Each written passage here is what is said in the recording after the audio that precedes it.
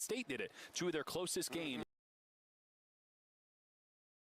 Ben's excitement right now. I think it's because we can't stop talking ball. We're supposed to be sending it back to them, and we can't shut up over here. He'd rather be here.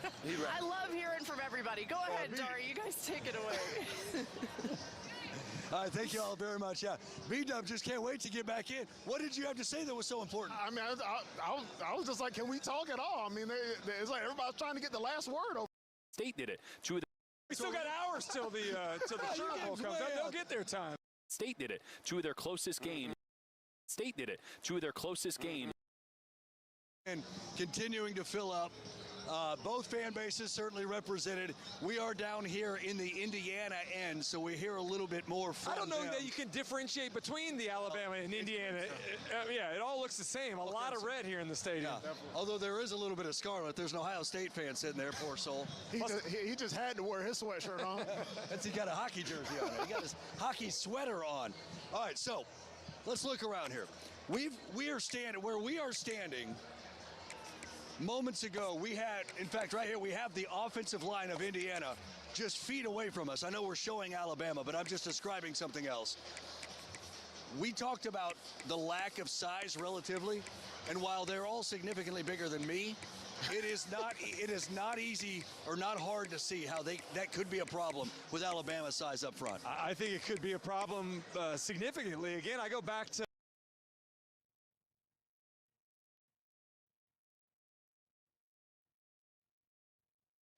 I do think the level of competition, particularly for what this offensive line will face with Alabama's front seven, B-Dub, is his hockey sweater on. All right, so let's look around here. We are standing where we are standing. Moments ago. About 6. We'll get into them. This game and makes you do that. And then they also get aggressive in the red zone. 4 under 3 deep, and it looks a this game and makes you do that. And then they also get aggressive in the red zone. They will bring pressure. They will bring it from different looks. It looks like coverage, but it's really just a red 2. But they're going to blitz guys, and it seems like more pressure. And it's guys that are open if you can find them. But you got to throw it hot, and Ty Simpson has to understand that. And then their veteran group right here. I want you to look at this guy, Lewis Moore. He's a safety here. State did it. Two of their closest games. The new lender, A&B Auto Sales makes it as if it's going to be maybe an indicator of what we'll see for the whole 60 minutes. How the early portion of the game goes, as if it's going to be. He's a safety here.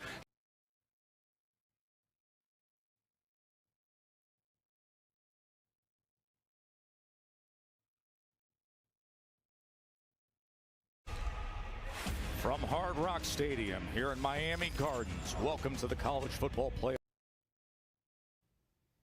We look at the game last night. We talk about Miami and in that way, and that's really what we've seen. All right, welcome back to.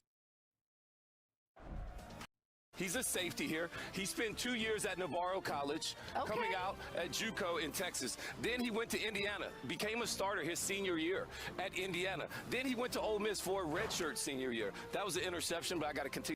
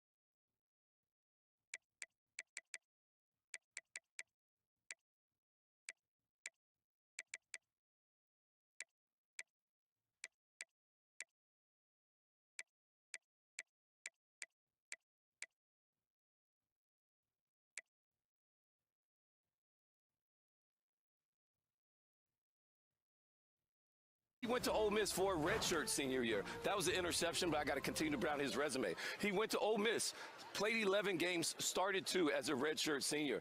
Then decided, you know what, I'm going to come back to Indiana for my redshirt senior plus year because of COVID. This guy's been in college 6 or 7 years there. And yes, Came back just because he loved Indiana. He loved right? Indiana so Yeah. much. He went to college longer than Paul. Dude, he has been around a while, and he's not the only one. But this, I'm telling you, this is who his team is. Indiana, they are a veteran-led team. There he is right there. Paul, when you think about the coaching matchup between Curt Cignetti and Kalen DeBoer, what sticks out to you that will really matter in this one, if it comes down to the wire especially? Well, I mean, DeBoer has a lot more experience.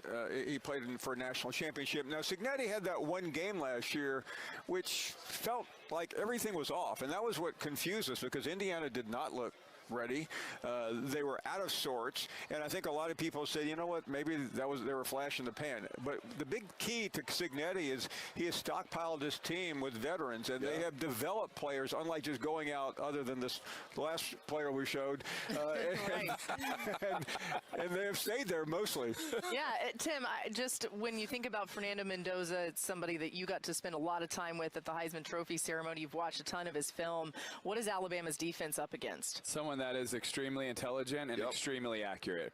Both of those, he is very elite. He does not hold on to the football. If you give him the ability to get it out quick, he will take it over and over and over again. So if you play soft coverage, be prepared. He's going to take 2nd and 5, and he's going to do it every time you give it to him. He is very smart. He understands defense. He studies film as much or more than anybody. He is very, very intelligent. He understands their game plan as good as the coaches.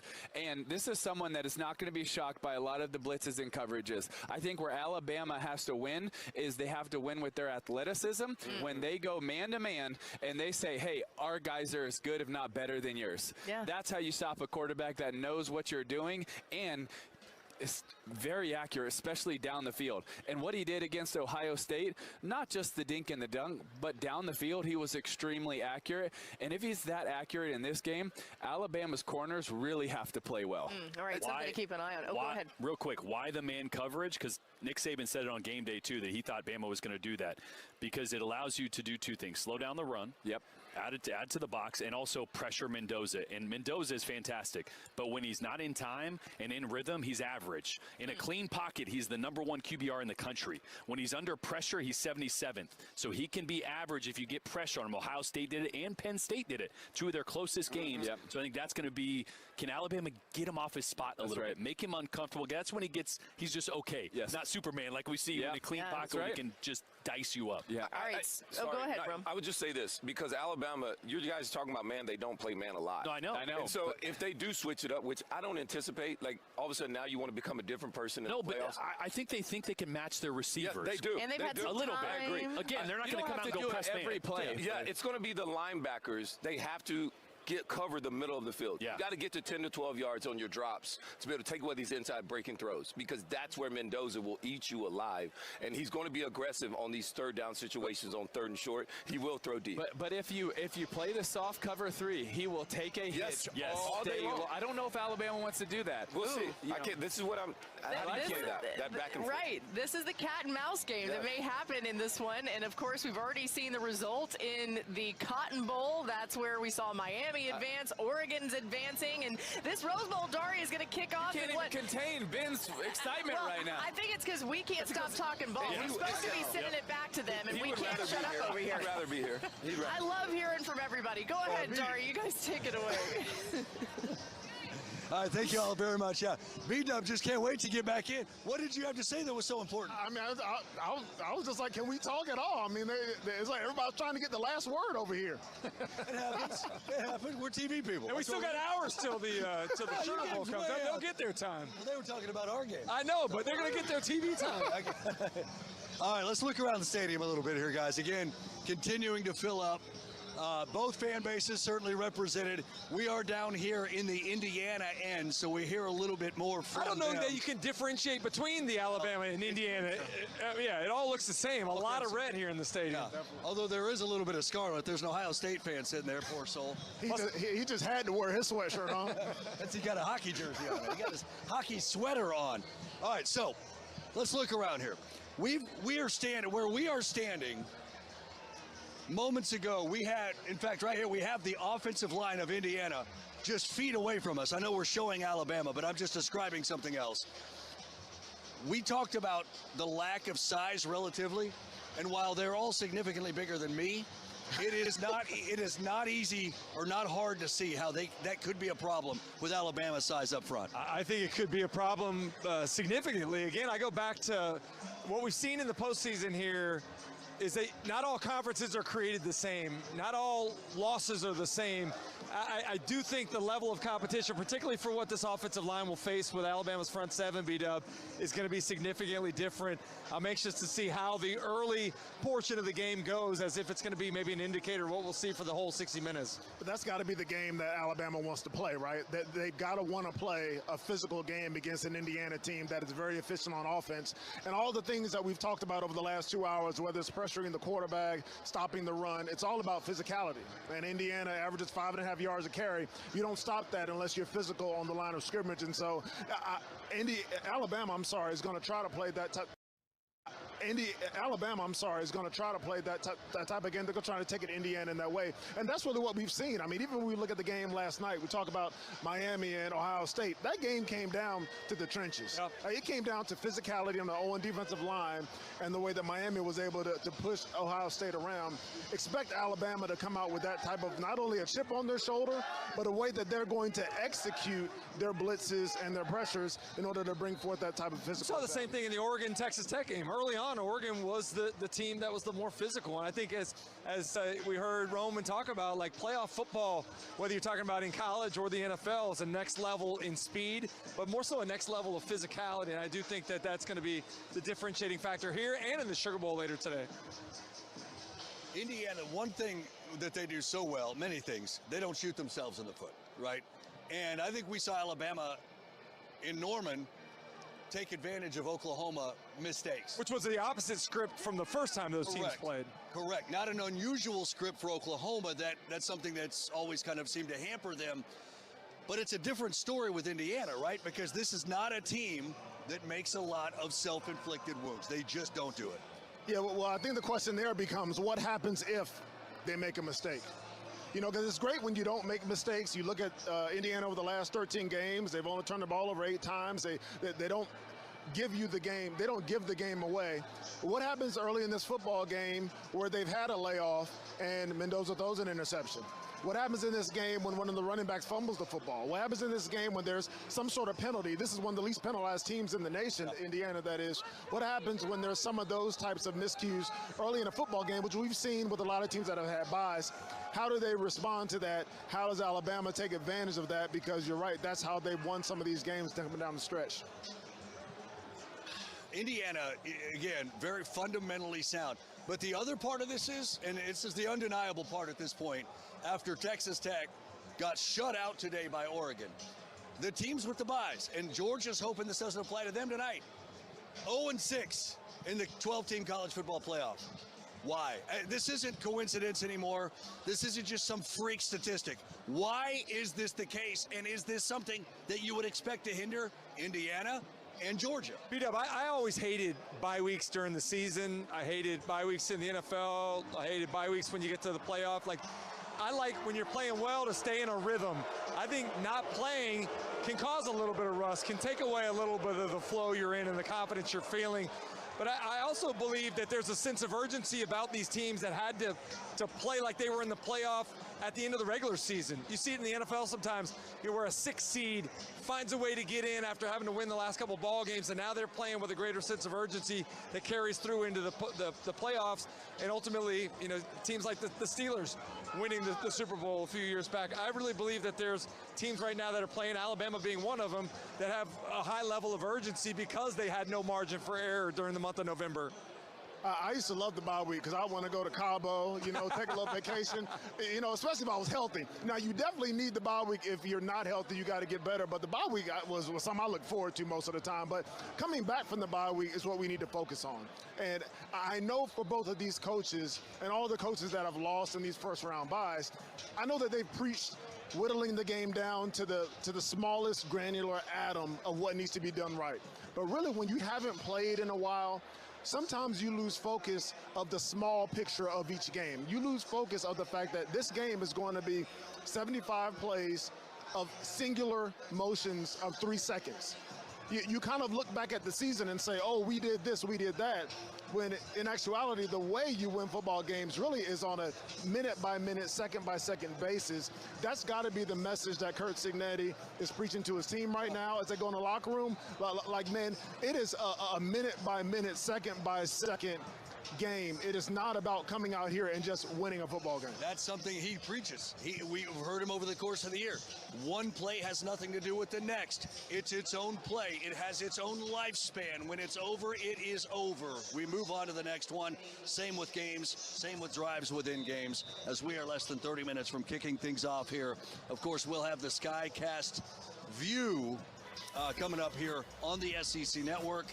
But we've got about a half hour before we get you to that point. All right, straight ahead, the crew in New Orleans going to pick the winner of this game coming up. All the game picks over the course of the next 29 minutes. Wish my TV provider let me choose what I pay for. Sling lets you do that. I like the sound of that. Choose and customize your channel lineup or pause and watch for free. Sling lets you do that. Base package required. This isn't just a capsule, it's a time capsule built to reverse fatigue, fragility, and aging at the cellular level where aging starts. Long live stronger cells, long live you. Fatty 15. Being brave isn't about being different, it's about being yourself. Now, we might not need more people in the West, but would it hurt to have a little more West in the people?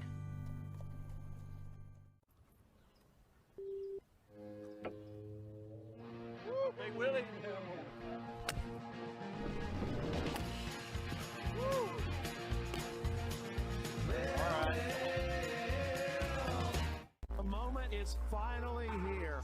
Tell me what they want from me. Walked in, look at how she stepped in, popped out, pull up in a drop, how I drop in. The SEC, the best women's basketball in the country. There's no shortage of star power. It's going to be so much fun. Here you go. We're seeing relentless at work. What a game! SEC Network, your home for SEC women's basketball. We gon' raise it up high, we gon' raise it up. My son's name is Maximilian, and he was born 3 months early. When we came home from the NICU, he was still on oxygen, so I couldn't leave him. We needed the right-sized diapers, we needed wipes. I needed food to get me through. I don't have a car, personally, and that makes Instacart not just a convenience, it's a necessity. So in the morning, I get my son and I ready. I'm putting my grocery order in, send it off, and when I get home, it's there. It absolutely takes a village, and I felt like I had more support with Instacart. This is the story of the one who doesn't just see a broken dock, he sees work stalled to a halt. Thankfully, he has Grainger, offering the scale to deliver fast. Call, click Grainger.com, or stop by. Grainger, for the ones who get it done. Hey, it's me, your piggy bank. We've made some smart decisions together, but you've outgrown letting money just sit around. So, stash it. With Stash, you start investing easily. Have your portfolio managed by a Stash expert. Be smart and stash it today. Visit Stash.com today to get started. You're an underdog, people doubt you, but we know what we can do. We know how explosive our offense can be defensively, how fast we can play, and how physical we can play and get the ball out. We believe in who we are. We certainly respect who we're facing. For us, it's a motivating factor. It's been that way for us all season long. People got their own opinion, they're entitled to what they want to say, so it's our job to just go change the narrative and change it to what we want it to be. Nothing changes. We just know that we're going to keep the chip on our shoulder and play to our expectations and nobody else's.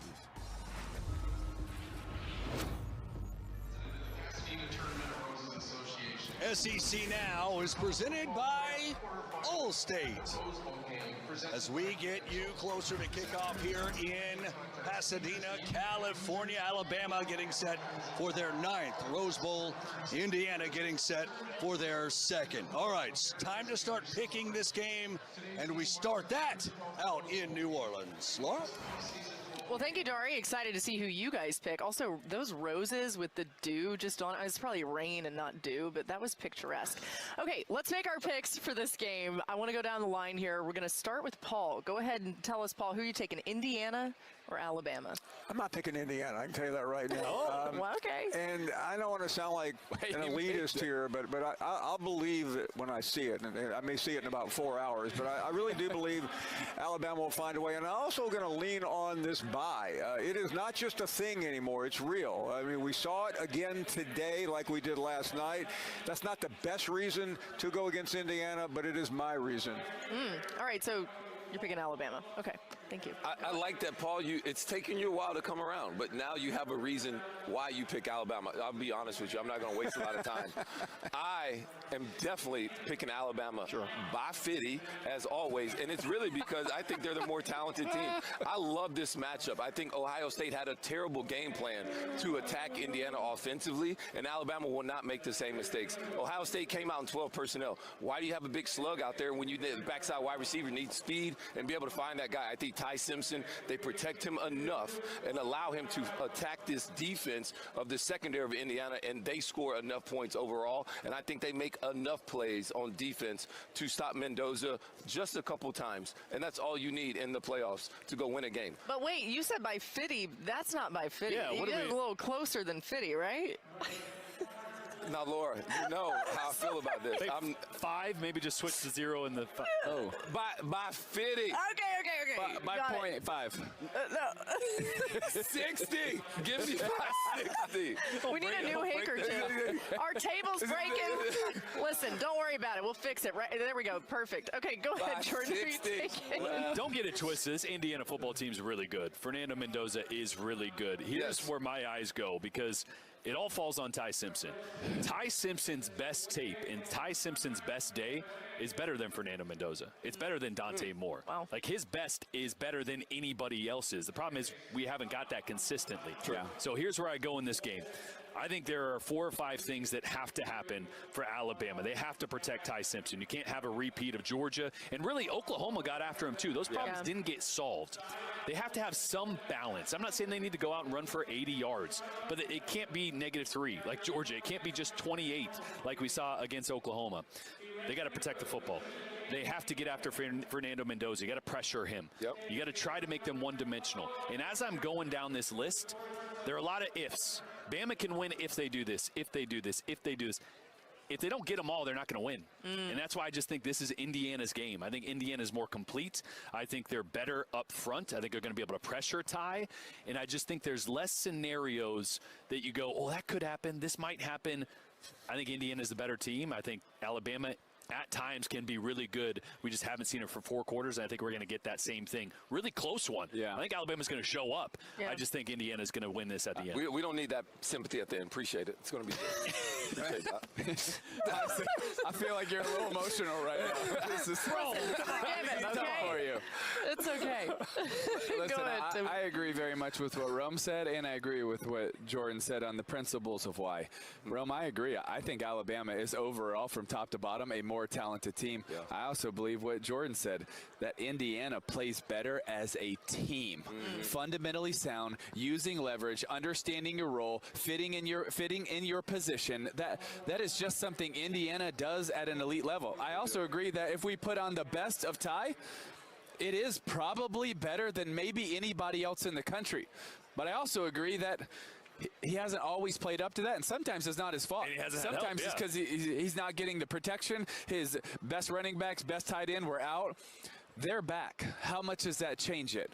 But if I'm going to lean in one area, I'm going to lean in this moment with a team that plays together. You see, when you put on the same jersey, it doesn't make you a team. When you have the same vision, the same work ethic, and you leverage it together for the betterment of one another, that's what makes you a team. And I'm going to go with the group that plays better as a team, and that's Indiana, in a very close one. Oh, wow. So we got 2 for Indiana, 2 for Alabama.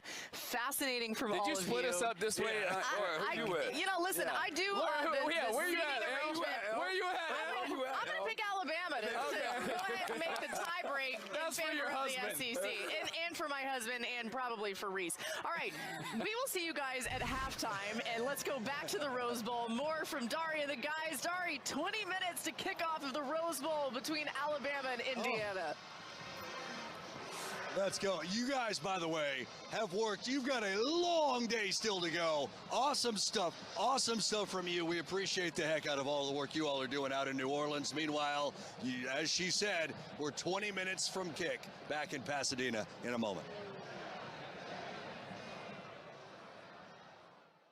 You told Mom to send her prescription to Amazon Pharmacy. She didn't. Now you're stuck behind this guy, as he uses the pharmacy line to purchase half the store, including a ceramic dolphin figurine, without a price. Price check at pharmacy. All Mom had to do was use Amazon Pharmacy, and her meds would get delivered right to her door.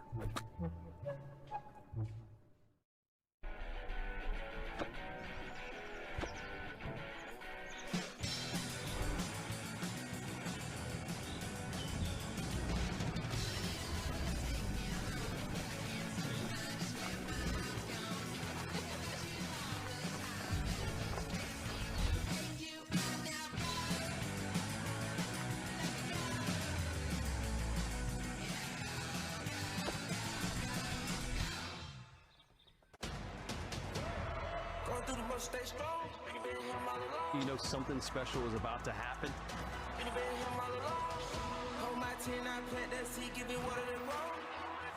Are you not entertained?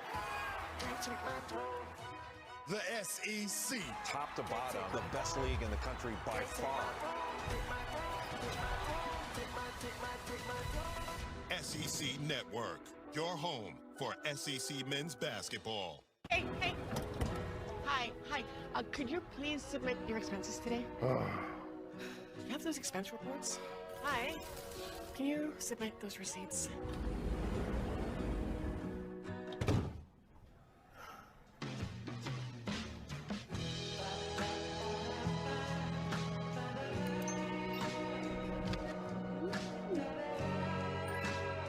Never chase a receipt again. Ram. Love finance.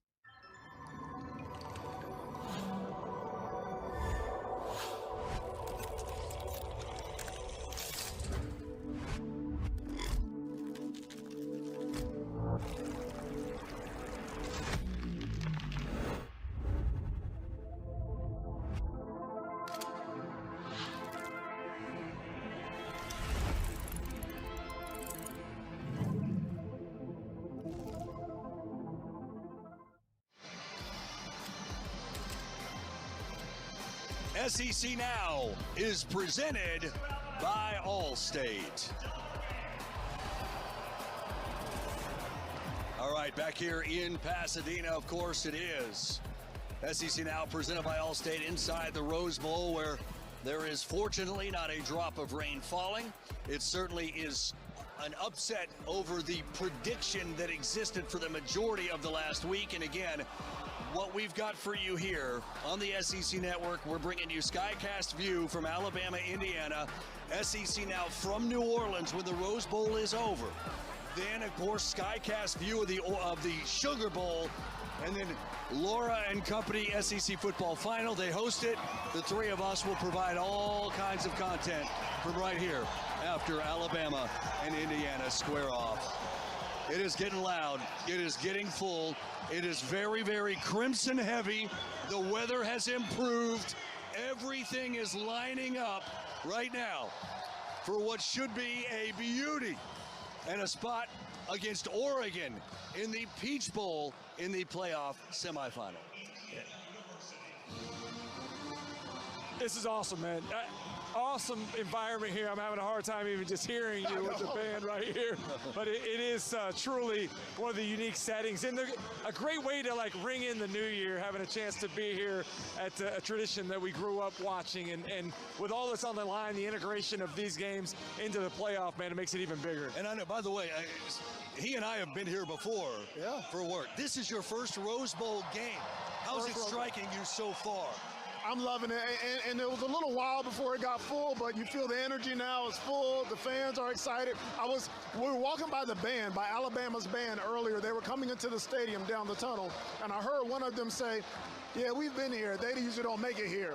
So I think there's also this feeling with Alabama fans like, hey, we're used to this, but then you've got the newcomers with Indiana. Just a great clash of two different programs. Just a couple of notes that may not matter much to the viewer, but I'll pass it on.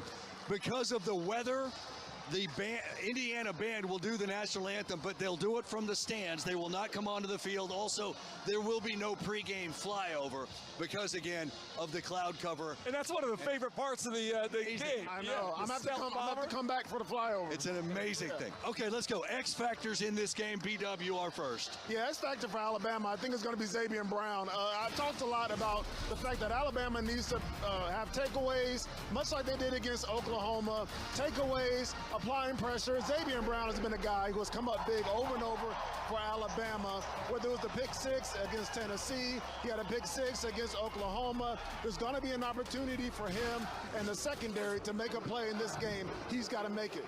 For me, it's Jam Miller. I know we've talked an awful lot about how this offense for Alabama has been one-dimensional. They've got to get a running game going today. He's got to run physically and break tackles. Yards after contact are going to be important, catching the ball out of the backfield. But most importantly, Dari, is his ability to pass protect. The running backs have not been good in pass protection. They've got to do their part to allow Ty Simpson to use those receivers down the field. Those are the X factors according to these two. But we're not finished yet. Again, yes, kickoff is approaching, and it is approaching quickly. The buildup is, you can taste it, quite frankly, here inside the Rose Bowl. They make their game picks when we get you back here in Pasadena, California. I think Ty Simpson the last few weeks has been playing as one of the best players, if not the best player in the country. I think he's also one of the better athletes as a quarterback. I think he's elite. He, from a physical standpoint, can make the throws, can make the plays, can use his feet, and he just really wants it bad. Tide offense is, really good, explosive. And, they have great players on the outside, on the O-line, tight ends, running backs, and obviously their quarterback's a special player as well. Fernando Mendoza right now, I would say consensus QB1 and probably the number one pick overall come late April. He's Mr. Clutch. Fourth quarter, clock winding down, he makes the plays. He's the Heisman winner for a reason. He does a good job of getting the ball to his playmakers. We're just going to have to play physical across the board, getting the ball out. Fight. As long as you keep fighting, you'll see the win in the end.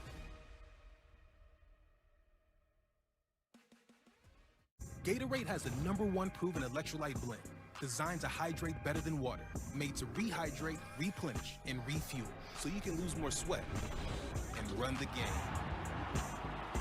Gatorade, is it in you? How does Greenlight make a difference in our lives? Greenlight has been a really good light bulb moment for the kids in helping them understand wants versus needs. We also recently learned about police alerts. That's totally changed the way we operate as a family.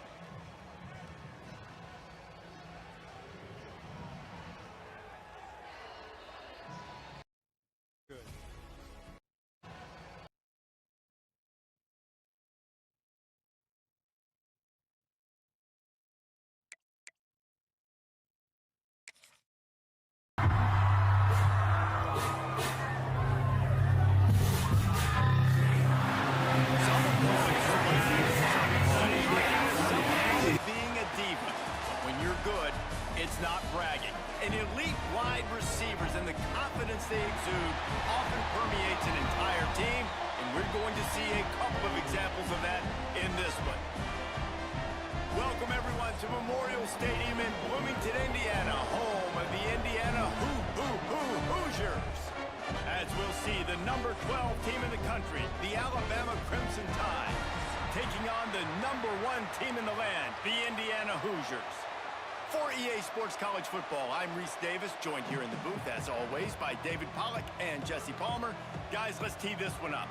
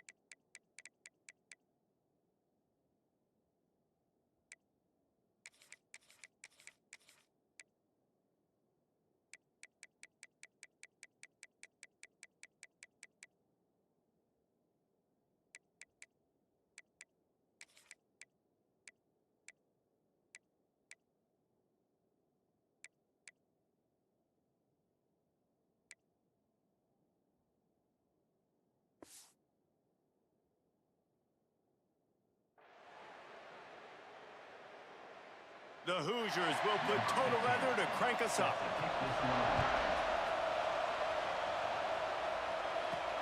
Here he comes from inside his own 5. Nice job by the kickoff team. Everybody stayed in their lanes, and they'll stop him at the 16. The Crimson Tide offense takes the field to start things off. This wide receiver matchup is one that we've been waiting to see. You have 2 guys on either side, Jesse, who are really going to make the secondaries nervous. Oh, they should, because these guys can take the top off of defense. You've got 2 very dynamic individuals playing on each offense, and if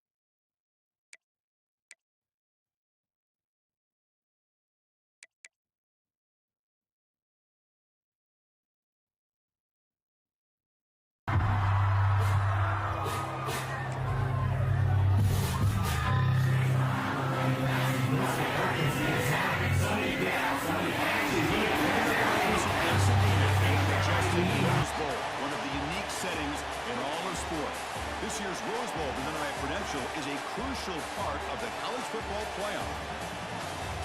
Hi, folks, and welcome to this highly competitive matchup as we'll see the number 12 team in the country, the Alabama Crimson Tide, taking on the number 1 team in the land, the Indiana Hoosiers. For EA Sports College Football, Chris Fowler, joined as always by Kirk Hermstreet. Kirk, let's get right to the action.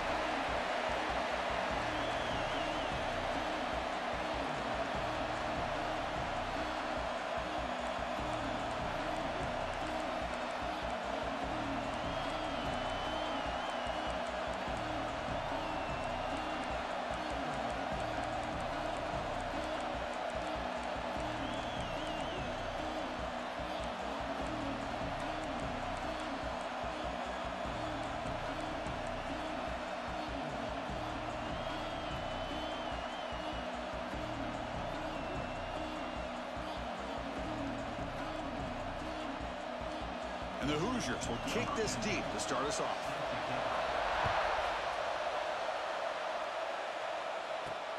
Returner looking to make a play here. He tackled at the 17. Strong job by the coverage team. So Alabama's offense comes on the field first today.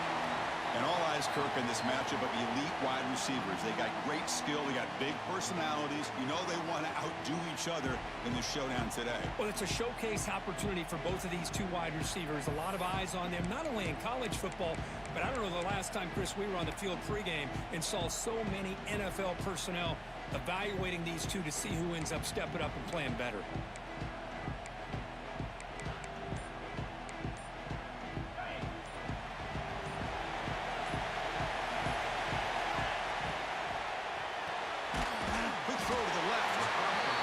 Swarms, not much of a gain on that completion.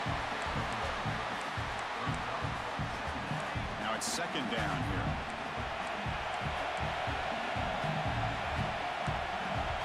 Quarterback changing the play now at the line.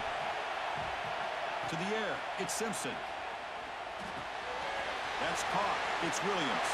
He'll head out of bounds, but not before picking up enough for a first down. Chris, man, I have no idea how you let that guy get that open. You know for a fact, all week long, in fact, they brought it up in our meetings yesterday, that they've got to stop this receiver, and then you lose track of him, and they're lucky that didn't go as a touchdown.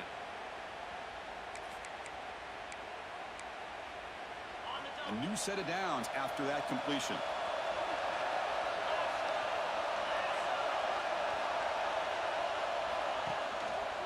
Gonna run it. It's Miller.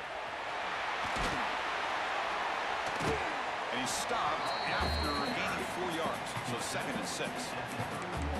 Nice job here of controlling the line of scrimmage by this offensive line. The back does what he needs to do to get positive yards on first down. The game makes it 2nd and medium.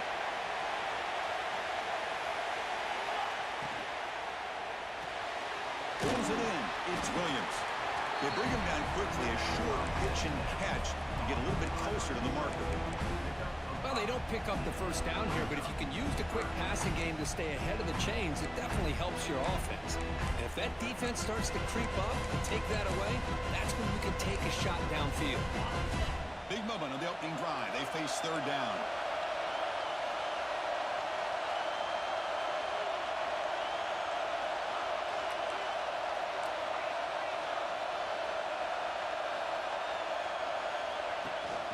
And they pick up the first on the ground. The game is enough to move the sticks. Ball at the 40. Boy, the defense misses out on an opportunity to get off of the field. They got the offense to 3rd down, and they just weren't able to prevent them from converting. This Alabama offense is moving quickly down the field.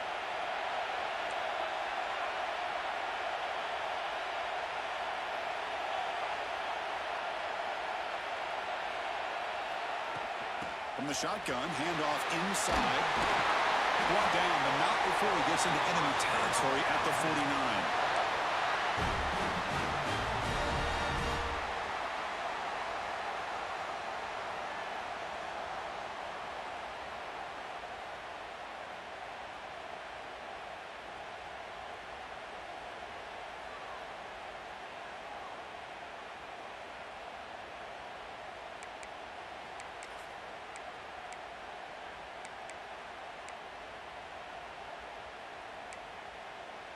Alabama getting set with a 1st and 10 coming up.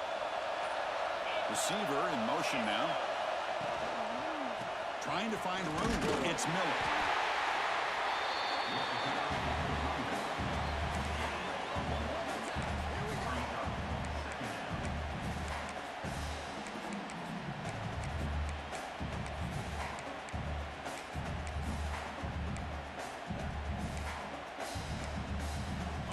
Second down play coming up.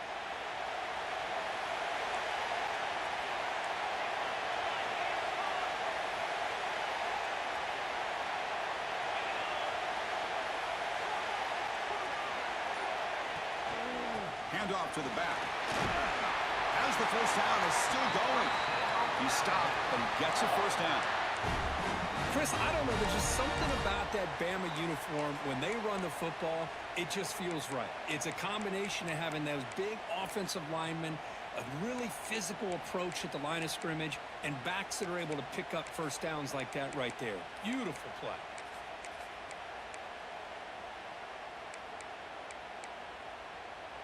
Offense sets up for play number 8 on this drive. The back's got it. They tackle him behind the line, a loss of 4. Chris, this is what I love to see from a defense is the linebackers are scraping, doing their job, but you need help from the secondary. And when you have aggressive tacklers on the back end, you got a great defense. This time, the secondary makes the difference.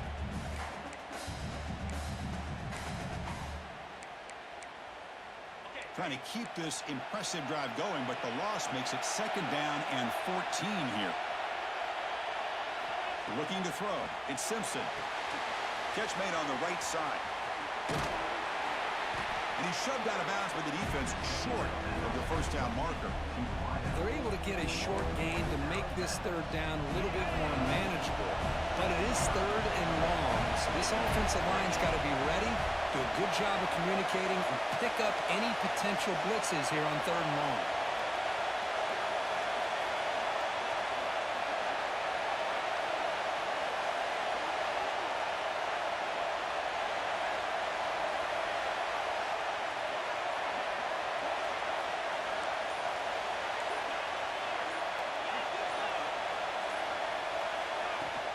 From the shotgun, here's an inside give. And they'll stop him just short of the marker. Good effort, but the defense holds. Now it's 4th down.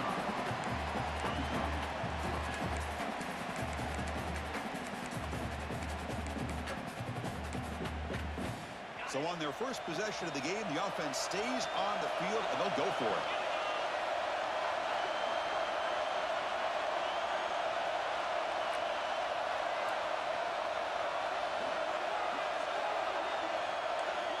Quarterback making some changes at the line. And he's throwing for it on 4th down. Caught over the middle. It's Williams. I thought the defense did a pretty good job here on this 4th down, but how about the quarterback? Throws an absolute laser to get that one in there for the first down.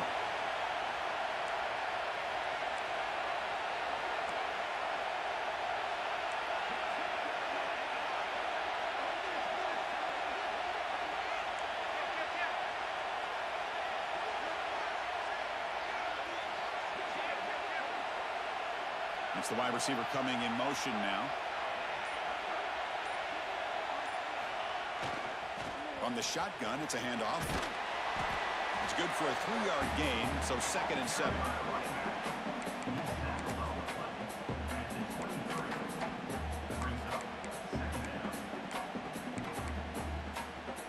This is turning into a marathon drive. Play number 13 coming up.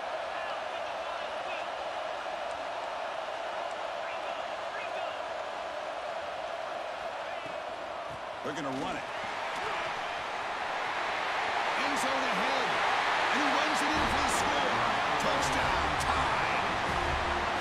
Horrible field position to start the drive through, but they just march right down the field and get points. Chris, this offensive coordinator deserves a raise after that opening drive. The way they orchestrated this inside their own 15 to come away with points, impressive.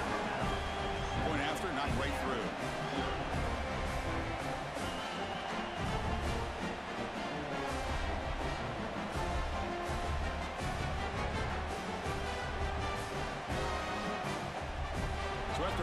touchdown. The kickoff team is out there to boot it away.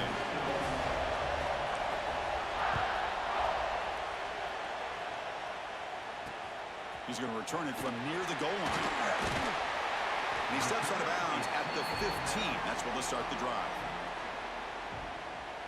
So the Indiana Hoosiers offense takes the field. Our first chance to see them today.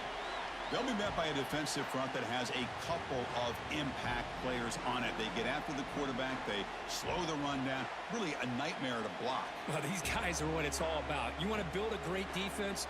Follow this blueprint right here. Big, strong, athletic defensive linemen. They're game wreckers, and they're lucky to have a couple of them up front. Going to be tough on this offense to try to hold up at the line of scrimmage. To the air, it's Mendoza. Quick throw to his receiver. Finds a receiver in the middle of the field. They tackle him at the 48, but it's enough for a new first down. First down now at the 48. What a difference one play can make from being backed up to out near midfield. Play action here on first down. Lets it fly to the wideout. Catch made in space. Look out.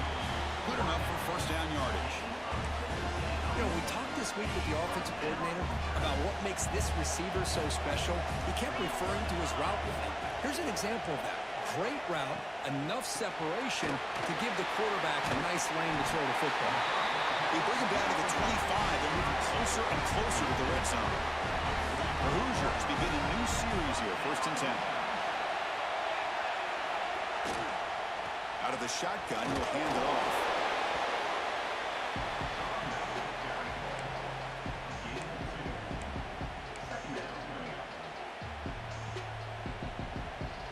Getting set. Here's second down.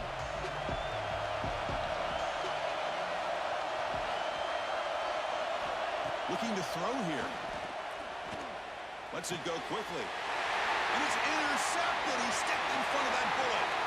Breaks into the open. He's at the 50. Finally steps out of bounds after a long return. What a play by the defense. Well, for defensive backs, man, they salivate for opportunities like this. Some may only get 1 or 2 a year. He was not going to squander this chance.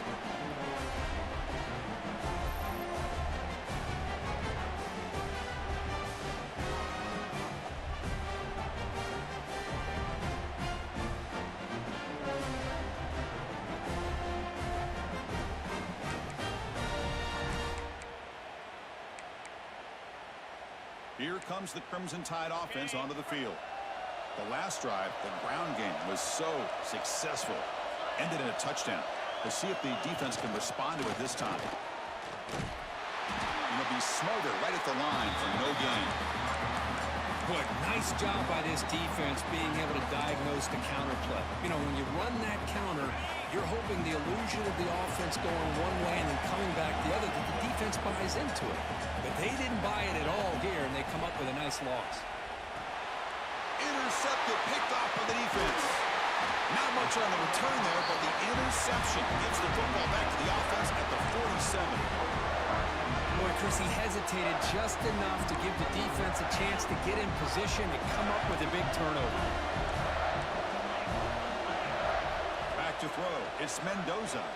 Fires it to the wideout. He makes the ground. He makes the stop, but it's a big play for 31. First down and 10 now.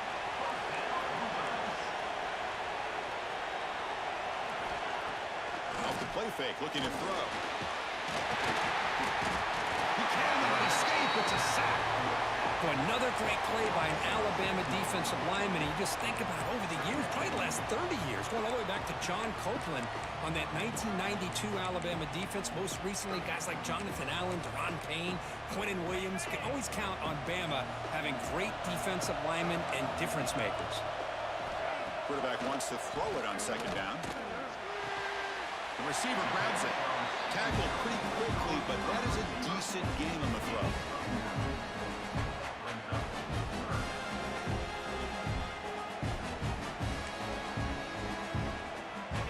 They're backed up here, trying to make something happen on 3rd and long. Dropping back, looking to throw for the first down. Taking a shot deep toward the end zone. Can't hold on. Good defensive play, brings up a 4th down. What a hit there on third down. The timing was perfect, and now we got a big fourth down play. So the decision is to not go for it, but settle for 3. Here comes the field goal team. He made it. 3 points on the board.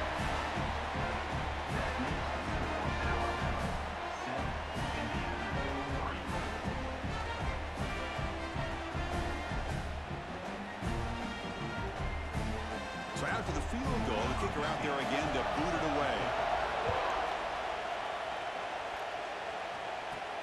And here's the return from inside the 5. Solid job by the coverage team. They bring him down at the 16. Here comes the Alabama offense onto the field. The last possession ended in an interception. Let's see if they continue to trust this quarterback in the passing game.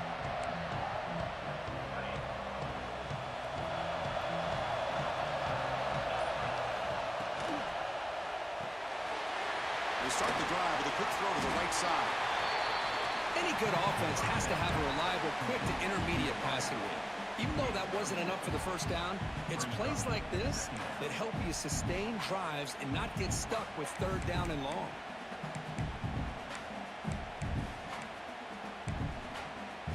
Here's the second down play.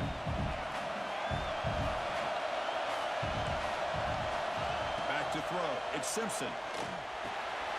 Pulls it in. It's Williams. And the runner steps out of bounds, but does have enough yardage to pick up the first down. Offense keeps moving. It's a completion for a first down.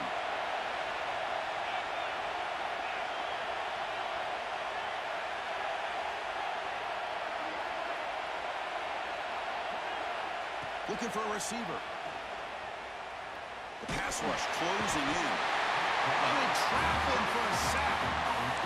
Nothing is more gratifying for a defense to be able to sit back and play zone and still get pressure on the quarterback with your defensive front. They lose yards on first down, so second and long from the 16. They snap it. Quarterback looking to throw the ball. Grab down the middle. It's Williams.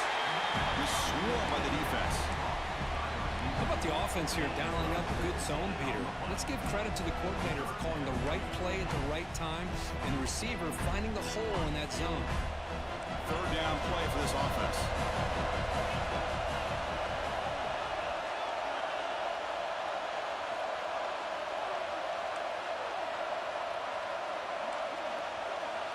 Quarterback checks the defensive look, makes some adjustments. In the third and short, they'll try to throw for it. And they hit him just as he releases the ball. It's incomplete. Man, on your own side of the field, you're playing a risky game here. Third and short, your goal should just be keep this drive alive the best way you can sometimes. Just hand the ball off to your running back and have him get behind that offensive line and go to work. Curious to see what they do now here on this fourth and short. Finds his receiver. That's enough for the first down. Heads out of bounds after a solid gain. Boy, that conversion right there was an absolute dart by the quarterback, hitting his receiver, and the ball comes out that fast. It puts so much pressure on the defense to locate the football, let alone trying to get their hands on it. They bring him down at the 18. The offense set up in the red zone with a first down.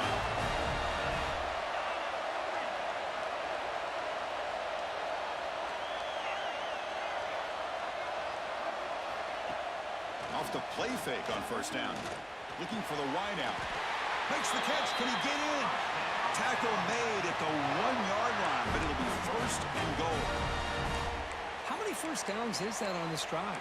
This defense allows 1 or 2 more drives like this, and they're going to be gassed by the third quarter.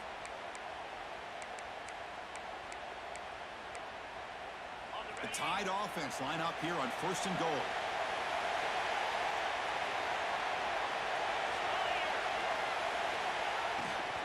Wide receiver gets a shot on the ground here. That's a stop behind the line of scrimmage. They've got him for a 3-yard loss. Down inside the red zone, they reach in their bag of tricks here, but the defense does a really good job of being aware and bringing the ball carrier down. Looking to pass. It's Simpson. He escapes the pocket. No stopping him on that run. Touchdown, Bama. And Chris, even in this condensed space down in the red zone, a superior athlete is just eventually going to be a superior athlete. You hesitate for a second, and this guy's going to make you pay, and the defense here was left with the bill. The extra point is good, and they stretch the lead a little bit more. Kickoff team out there, they are fired up after just scoring a touchdown.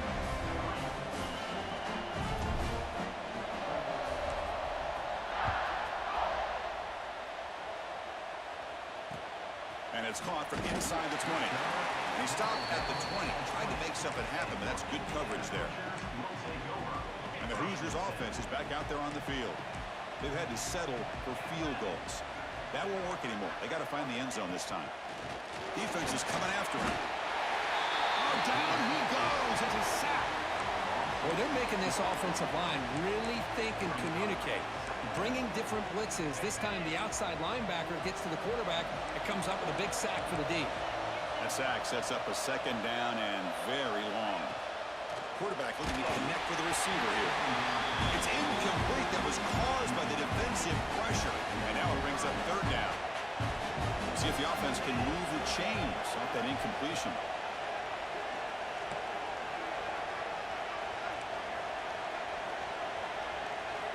Looking to throw it on third and very long.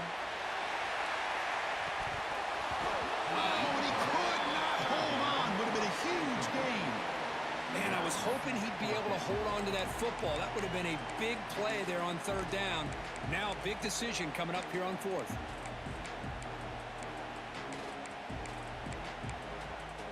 And the Hoosiers will bring their punt team onto the field. He's on to kick it away, helping his team with field position.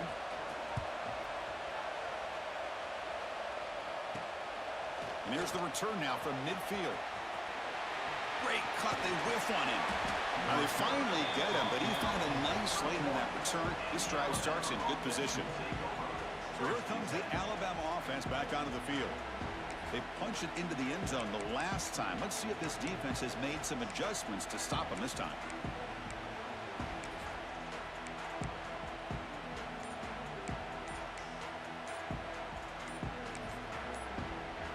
The offense, excellent field position to start this drive. The offense will take their first time out of the half to talk strategy here.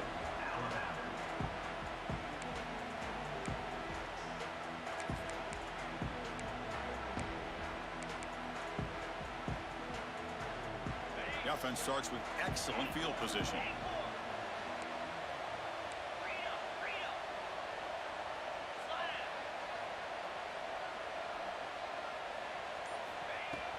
On the run, it's Miller. And the tackle is made after a 4-yard gain, so 2nd and 6. Hat on a hat up front. Good job of opening up the holes. Anytime you can get positive yards on first down, that's a win. What's the play call here on 2nd down for this offense?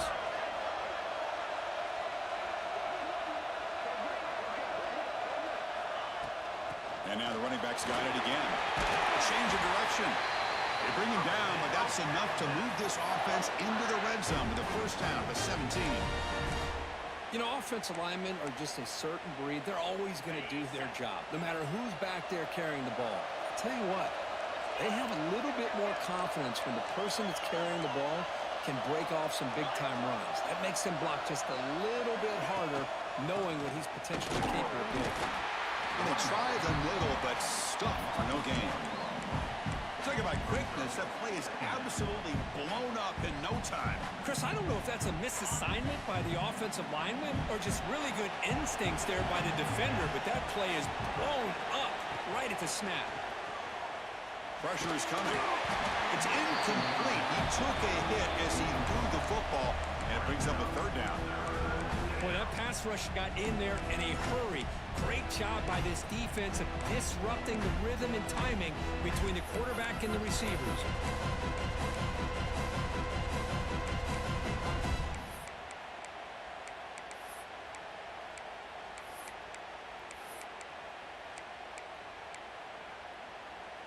They come to the line, a long way to go for the first down, but needing this crucial conversion right now. throw out left, complete. The gain moves the football to the 6-yard line. It'll be first down and goal. Offense coming to the line. They might have a chance for a couple more plays before we reach the end of the quarter.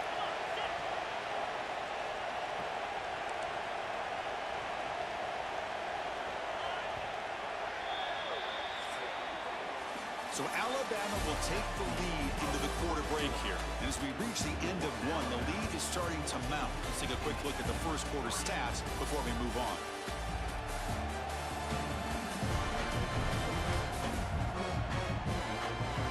Crucial stage of the game as we begin the second quarter. Is this one going to get out of hand?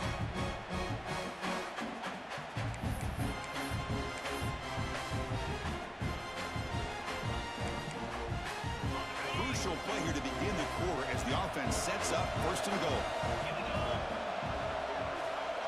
The offense will call a timeout. That's their second of the half. Timeout, Alabama.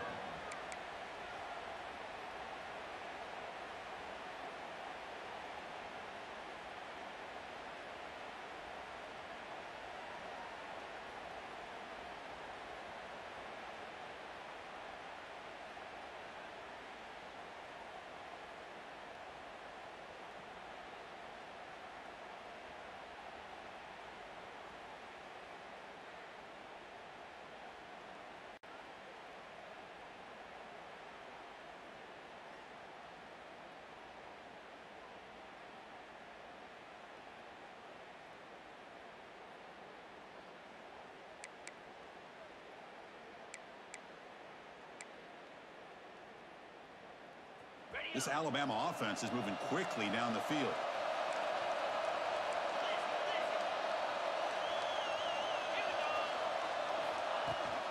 First and goal, they'll try to run it in. Touchdown! Crimson Tide! This offense really clicking. So it's still early, but this offense beginning to build momentum and build the lead now, Kirk. As we've seen over the years, Chris, good teams know how to use the first quarter to establish the lead, the second quarter to increase the lead, and the final half just to hold on to it. They're following that blueprint perfectly, widening the distance between them and their opponent before we even get to the locker rooms.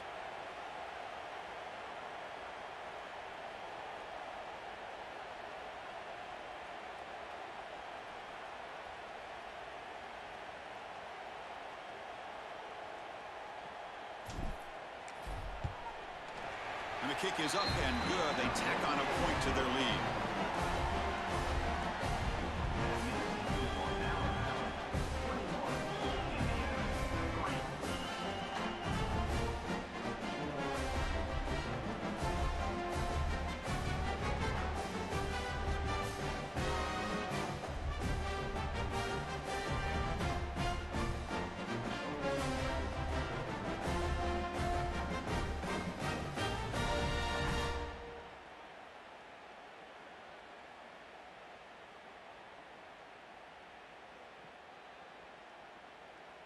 Got momentum after scoring that touchdown. Now the kickoff team out there to kick it away.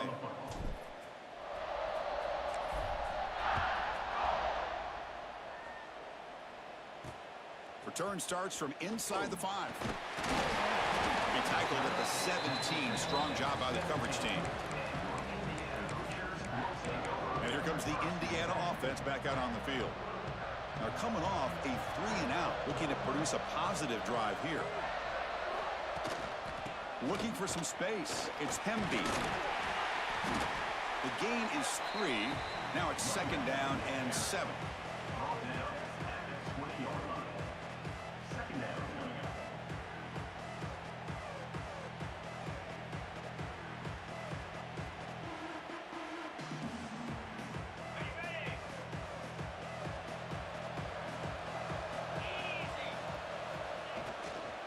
Out of the shotgun, he hands it off.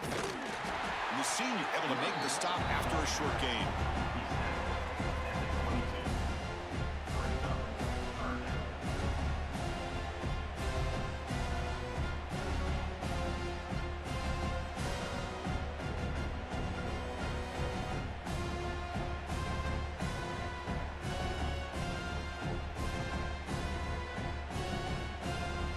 Crucial third down play right here.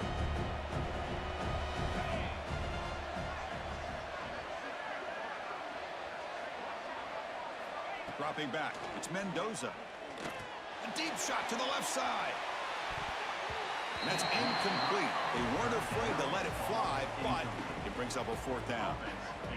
The offense takes a big shot here downfield. I thought they may have a chance, but the defender makes an unbelievable play to get a hand on the ball and knock it away. The Hoosiers will have to kick this away. And he'll kick it away now for the 2nd time.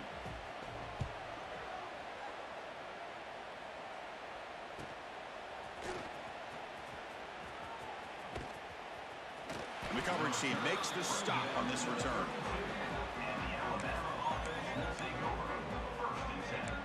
Alabama's offense coming back onto the field.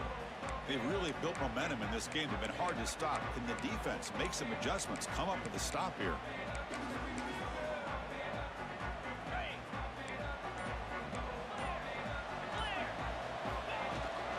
And the ball is handed off out of the shotgun. They'll stop him behind the line for a loss of 1. Well, if he would have stayed on his track and stayed more to the inside, I think that play opens up for a nice gain. Instead, he's looking for the big play, bounces it to the outside, and there's just too much speed on that defense. Quickly behind the sticks here after the loss. 2nd down and 11. They'll go with the ground game here. Running back takes the handoff. Slams right into a wall. They got him for a loss. Man, every defensive coordinator will tell you, I just want my guys to play fast. And how about that one right there? He almost ends up tackling the quarterback as he's handing the ball off. This offense is lucky they didn't end up fumbling. Nice grab. It's Adams. Tackle's made, but not before he makes the 43-yard line. This drive is going now. Most defensive coordinators focus a lot of their energy on how their unit performs on 3rd down and in the red zone. They give up a couple more 3rd down conversions like that, and they're in for a very unpleasant film session on Monday.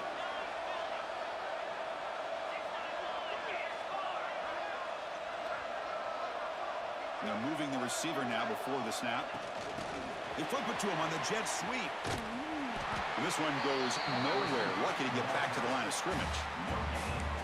Great recognition and discipline here by this defense on that touch pass. You know, these touch passes can be a real test on that defense, and they passed this test with flying colors, blowing that play up. Offense getting set. It's 2nd down. The sure hands. It's Adams. Stopped right there at the line. No gain. Well, this is exactly what you want to see from the defense. Yeah, you give up the catch, but you're right there to be able to stop this receiver from making any yards after the catch. What will the call be on 3rd and long now from the 44? Looking to pass. It's Simpson. Receiver makes the grab. They pick up enough for the 1st down. Football goes to the 45. And you just continue to see the chemistry between these two. And they told us yesterday in our production meeting, they spent hours and hours of working and developing that chemistry and that rhythm by throwing together throughout those summer months. And, man, it's starting to really pay off. He's become his security blanket for the quarterback, and especially on 3rd down, get him the ball. Defense gets him down, but they'll take the gain on that play.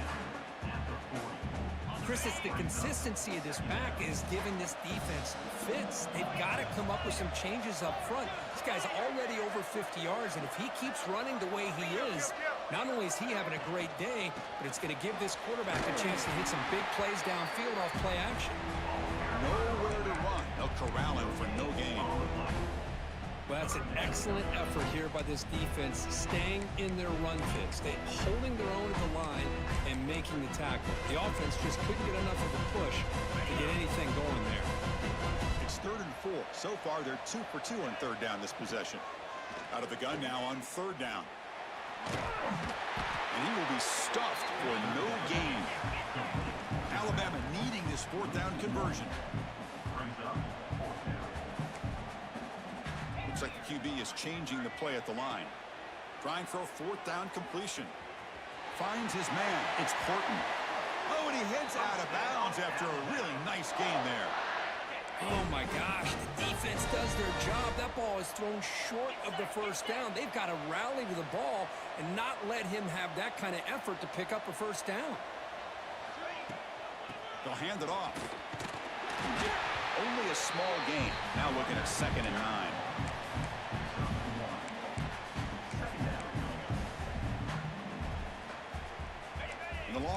continues. The offense pushing the ball down the field.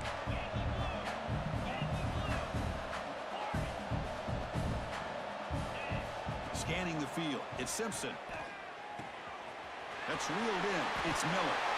Yeah, you know this defense has got to be frustrated after giving them multiple conversions now on first downs. There's another one. But for the offense, man, they're just playing very efficiently right now. Looking to throw it from the red zone. Makes the grab. Can he get there? Stopped short of the touchdown, but the offense is set up now, 1st and goal. This defense has got to do a better job in coverage if they want to get off the field anytime soon.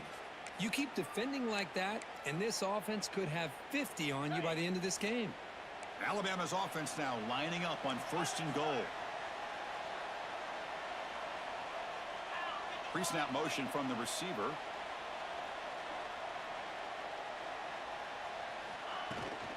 First and goal, handoff. All right, it's 2nd down and goal now for this offense.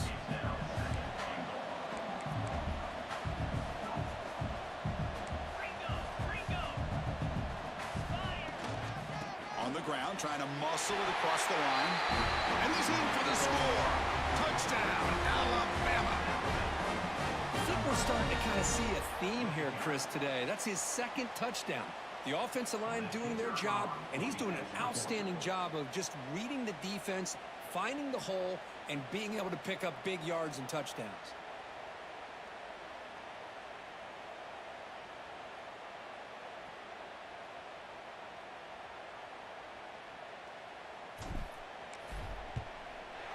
And they knocked through the PAT, so it's 28-3.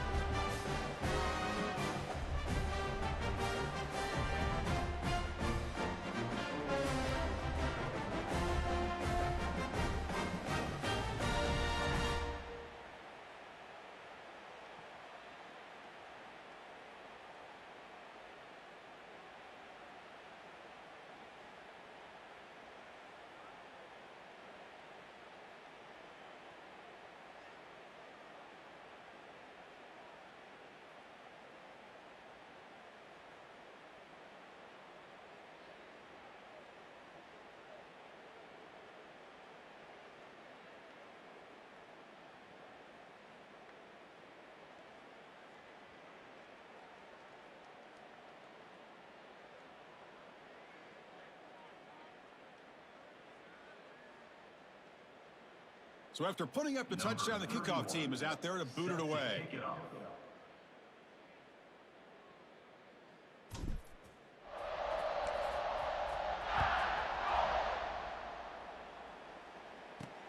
And he takes this from inside the 5. And he stopped at the 19. Good job by the coverage team. And here comes the Indiana offense back out on the field. They're coming off a quick 3-and-out, so looking to put something together on this drive with a little more urgency.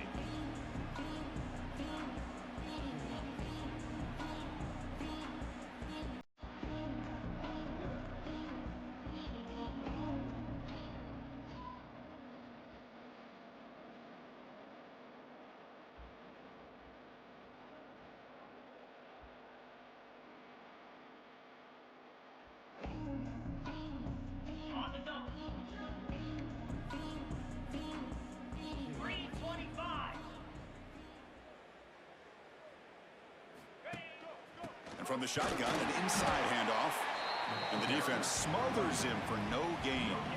On the play, brings up 2nd down.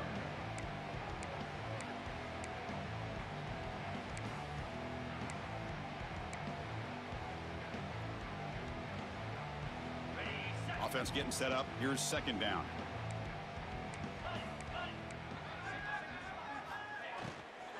It's a shotgun run call. He moves the ball out past the 25-yard line.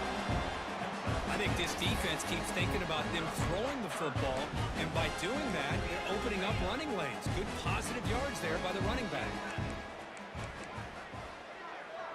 Looking downfield, it's Mendoza. Here's a throw underneath to the tight end. They bring him down at the 44. That's a solid gain, getting closer to midfield now. What a clutch play here by this offense to convert on third down. I know it's still early in this game, but the fact that they dug themselves a hole to convert there and keep this drive alive, they got a new set of downs and a chance to dig into this lead. About time this offense gets going. It's a 1st and 10.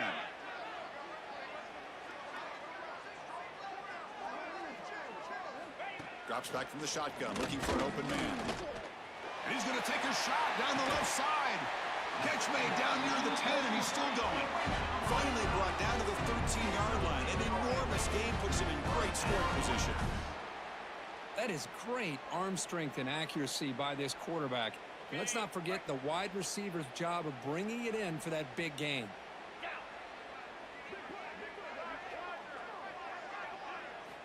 From inside the red zone, they're looking to throw. Going for the touchdown here. And he's got it. Touchdown, Indiana. Hey, Chris, the threat of these receivers to the outside really did a nice job of opening up the interior. And the quarterback reads that, sees that he's got the post wide open to the tight end, makes a great throw for that touchdown.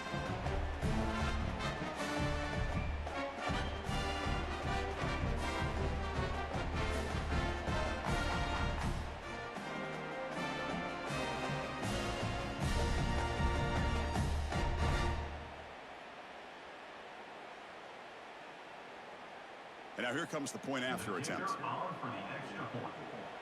On the defense appeared to jump before the snap, and the flag comes out. Encroachment defense. And the head coach will decide to accept the penalty and take the yardage.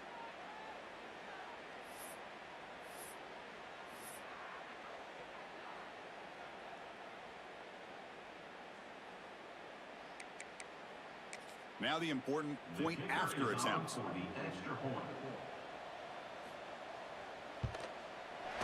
make the extra point, the trail now 28-10.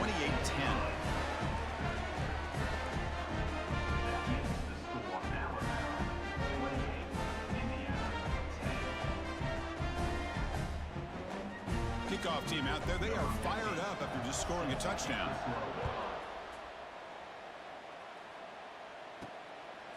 Bringing it out, it's Adams. And he stopped at the 19. Good job by the coverage team. Here comes the Crimson Tide offense onto the field.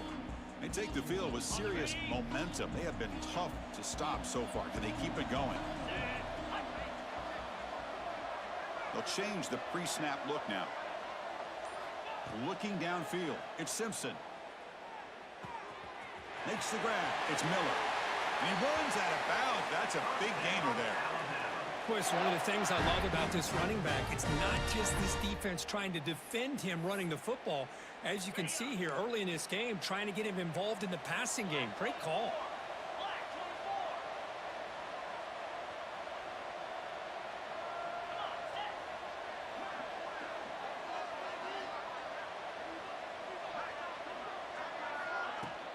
Takes the handoff. It's Miller. First down and more. He's still running. Breaks loose at the 40.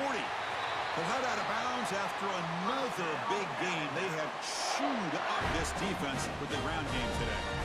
There's nothing more that helps an offense than committing to that running game and popping an explosive run like this on the ground. Keeps the confidence of your offensive lineup. Same with your back. It helps everything else that you're doing as an offense in your rhythm. Now you can come back with some counters, try to take some shots off of play action, and keep hammering away with that run game. Quick throw, testing the middle. He's got it. Room to run. Ball carrier tackle at the 2. A solid gain on that completion. What a pitch and catch by the quarterback and receiver for a big gain for this offense. So the offense really clicking here. 3 plays, and suddenly it's 1st and goal.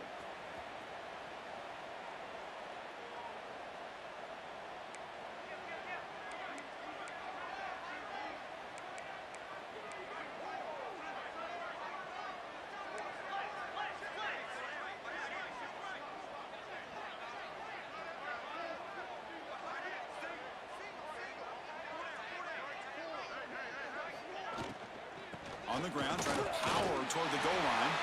And he busts into the end zone. Touchdown, Tide. And it's just a thing of beauty to watch this offense. That's this guy's third touchdown. But give the offensive line a lot of credit. They're getting enough of a push to give him some room to show you what he can do with that space. Kicking team out for the PAT try. The extra point is good, and they stretch the lead a little bit more.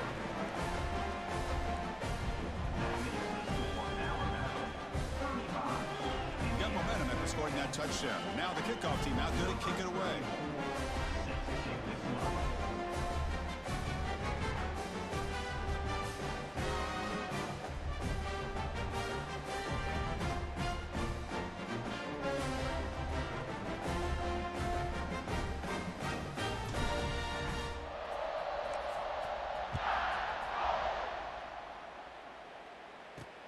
Fields it just outside the goal line. And the returner will be brought down. And the Hoosiers offense is back out there on the field.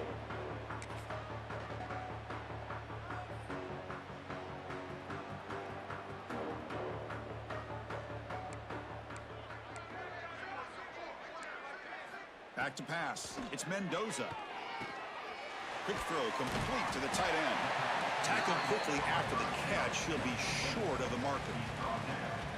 And here the tight end shows off his hands for a nice gain. Love to see the big man get his touches. That completion makes it second and medium. From the gun, he looks for an open man. Caught over the middle. It's Cooper. And he's brought down, but he does have enough for the first down. That's an excellent throw by the quarterback, finding that window between the zones and delivering the ball on time.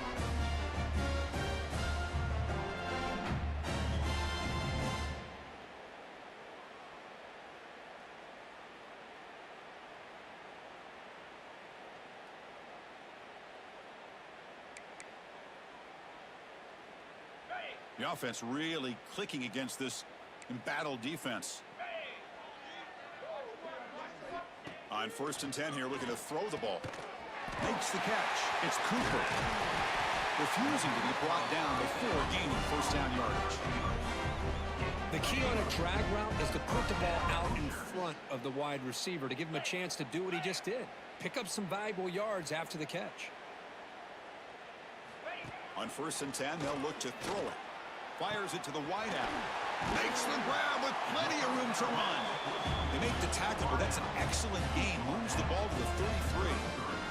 Well, this wide receiver has it all. We know about his leaping ability and his speed.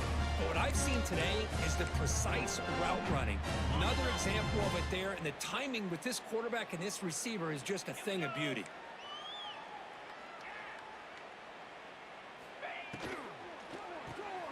Looks right for a quick completion. Love the timing here between the quarterback and his receiver. Pick up some positive yards, and I continue to be impressed with just the chemistry between these two. Important second down play coming up.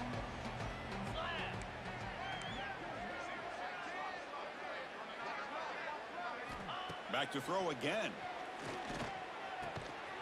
It's an out route. The catch made. He's brought down after a short gain. That's not going to be first down yardage. Chris, a really great job here with the quarterback and the receiver. This is all about timing. Quarterback gets back, no hitch in his delivery, gets the ball out in front of the receiver where he can run away from the defender for a nice completion.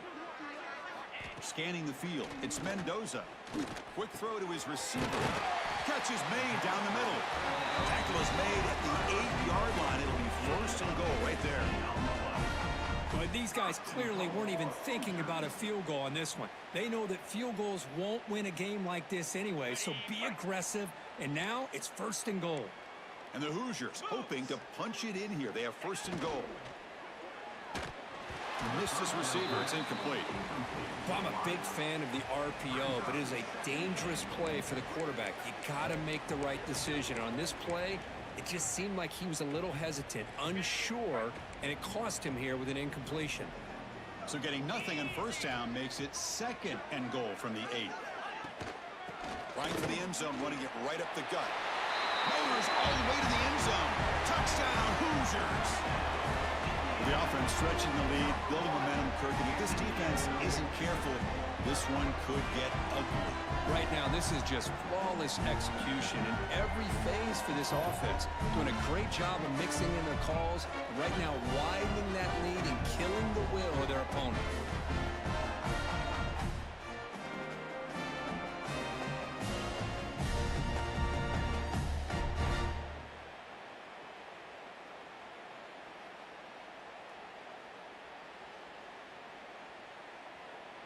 See if they can convert the point after. And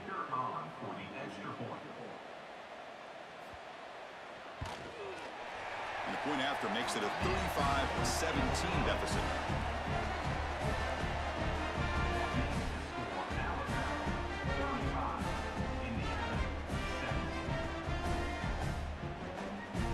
So after putting up the touchdown, the kickoff team is out there to boot it away. Fields it inside the 5-yard line. Returner brought down. Sets up the next drive. Here comes the Alabama offense onto the field.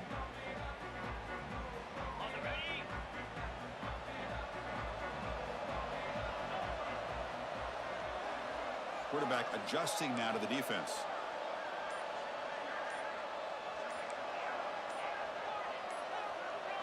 To throw, it's Simpson. The pocket breaking down. Receiver makes the catch. After second effort, he's brought down, but is past the marker. That's good timing there. Receiver makes the catch and then has some room to run. Yeah, anytime you're going to run a route like this, you know who needs to get a lot of credit is the offensive line. Because this play takes some time for the receiver to work his way across the field on that drag route.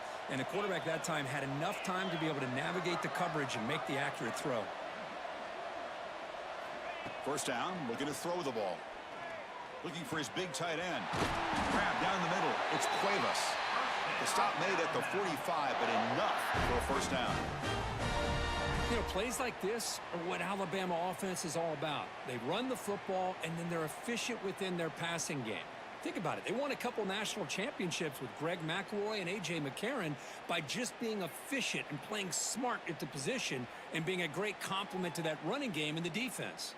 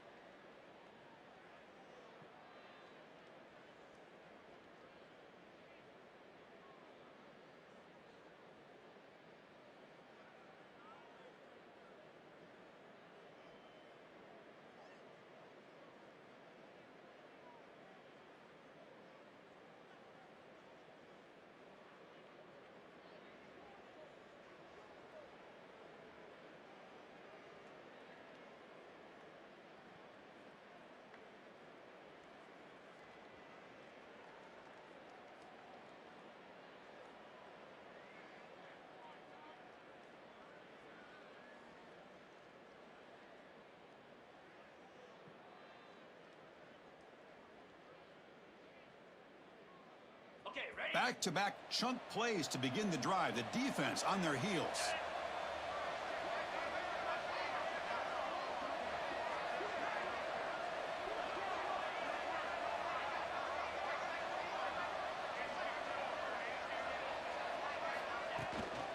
An inside give now from the shotgun. Slams right into a wall. They've got him for a loss. The defense made a good play there, but needs to string along more stops like that against this running back if they want to be able to win this game. The run game has looked good in the first half, but maybe that won't be the case from now on. To throw, it's Simpson. Lets it fly to the wideout. Finds a man to the left. Big catch downfield. You know, Chris, if we would have told Bear Bryant that Alabama would have a wide receiver that won a Heisman in recent years, I don't think he would have believed us. But that's where we are. They've been some great ones in the past, and we're seeing some great-looking receivers on this unit right now.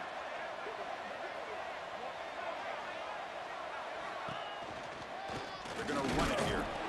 They'll stop him behind the line for a loss of 1. Maybe this stop is an indicator of what's to come for this defense. The offense, frankly, has been able to enforce their will in the first half, but maybe things are starting to change.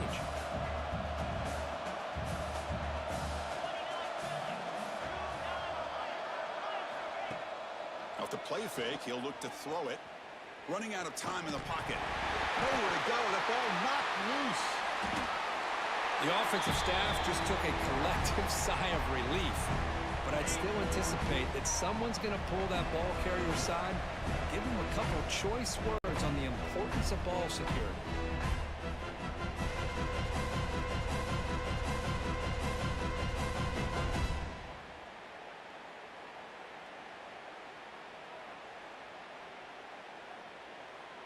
So here comes 3rd and long, trying to overcome that sack. This is going to be really difficult.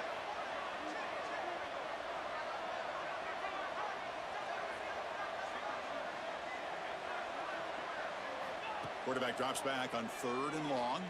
It's a dart right down the middle. It's intercepted. Tried to fire it into a tight window. Look out, he's in the clear. We finally tackle him, but what a tremendous play. The pick and then that return. Well, that's now 2 interceptions for this quarterback, and we're only in the first half. This is the exact start this defense was hoping for to create a ton of momentum.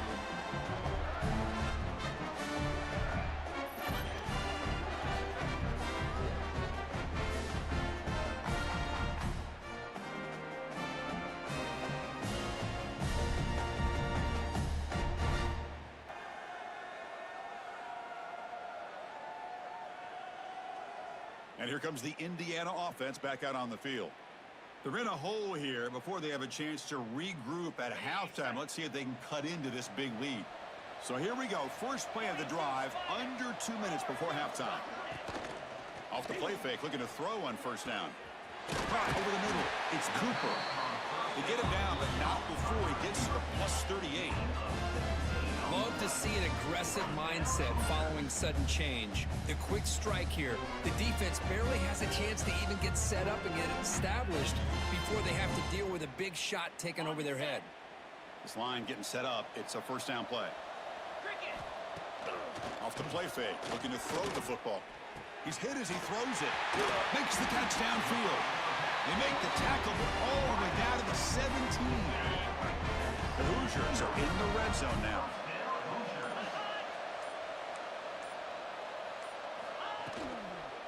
Offense will keep it on the ground here. And he goes nowhere. Stop cold behind the line of scrimmage. Tell you, this defense continues to just be physical at the line of scrimmage. Offense can't do anything on the ground, and by doing that, this defense is allowing their defensive front to get pressure on the quarterback. Every time they drop back to throw, they become a one-dimensional offense.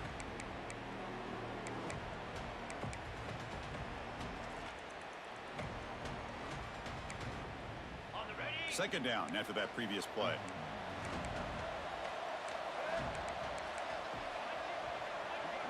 They go with a direct snap.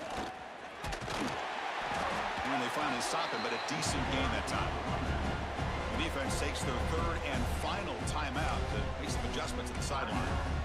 Well, another short game for this offense on the ground, and I got to give a lot of credit to the defense. They have really negated that aspect of this offense the entire first half and really making them one-dimensional. Bites into the end zone. Touchdown, Indiana. Now that's what I'm talking about. This hasn't been a great first half, but putting up that touchdown like this, now they're going to be feeling good heading into that locker room and get themselves to believe that they can come back and win this game. And the PAT makes the lead 11, 35-24.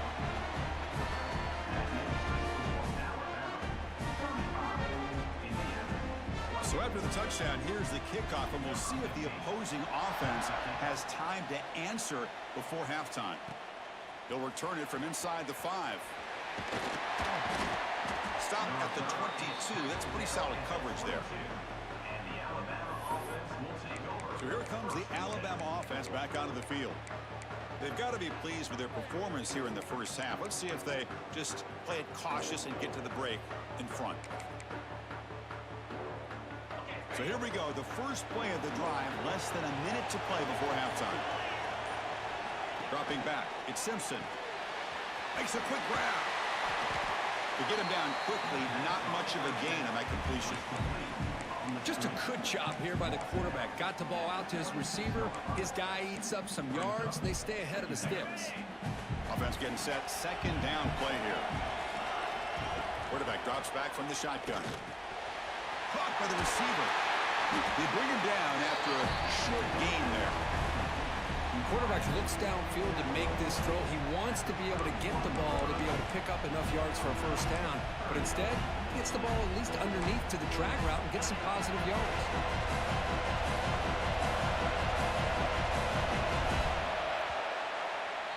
And that will do it for the first half here. Kevin Connors now has our halftime update.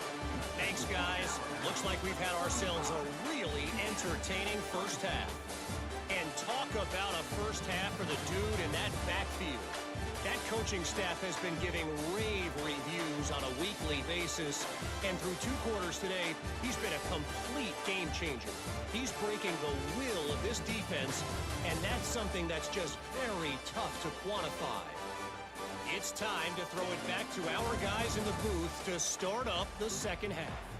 All right, Kevin, thank you. We appreciate the breakdown.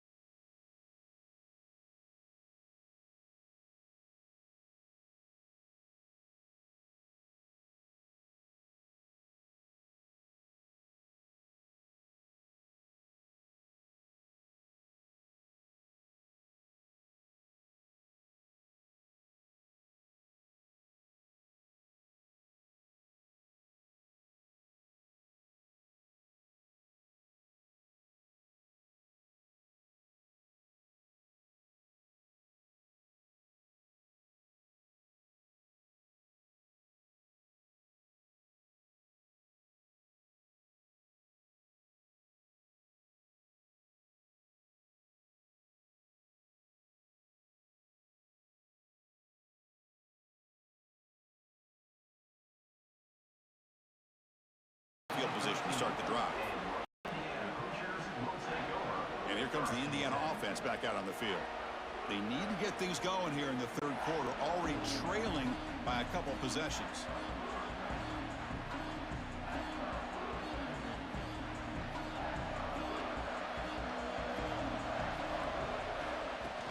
On first down, it's play action.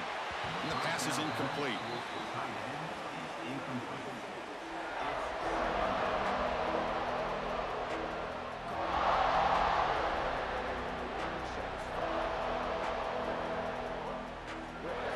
Second down play coming up for this offense.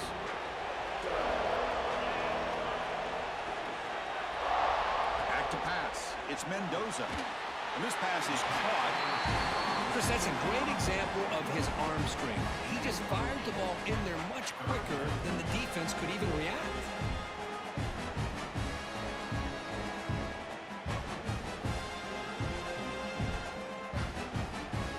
Third down. The offense desperately needs a conversion here, trailing in the third quarter.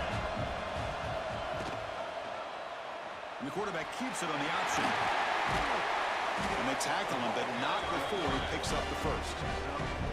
Defense is spread all over the field, do a pretty good job here keeping him out of the end zone, but he gets enough for the first down.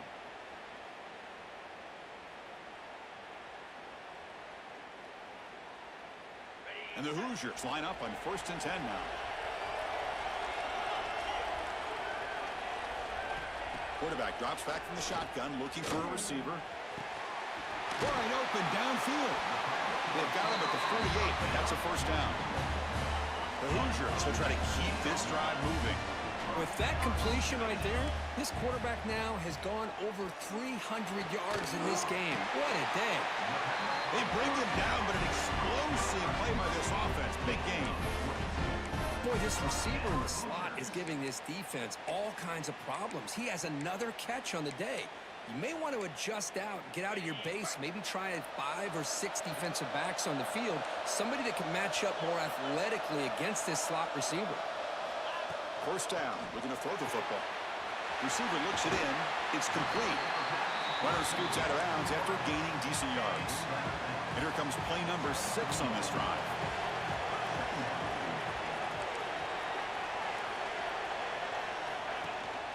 From the shotgun now, here's an inside give.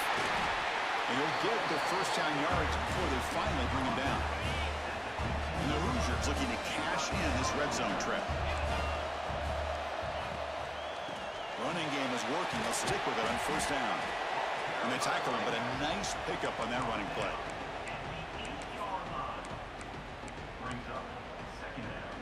So down here in the red zone, every yard tough to find. Here is a crucial play coming up. They'll run it from the gun. Going absolutely nowhere. That would be a loss of the play. Can they convert on third down and keep this drive rolling? Looking to throw. It's Mendoza. Launching one to the end zone. Touchdown, Hoosiers! As they come roaring back now. And that's his second touchdown today. This guy's winning every one-on-one matchup this defense provides. Great job by the quarterback putting the ball where his guy can make a play on it, and he's got 2 on the board.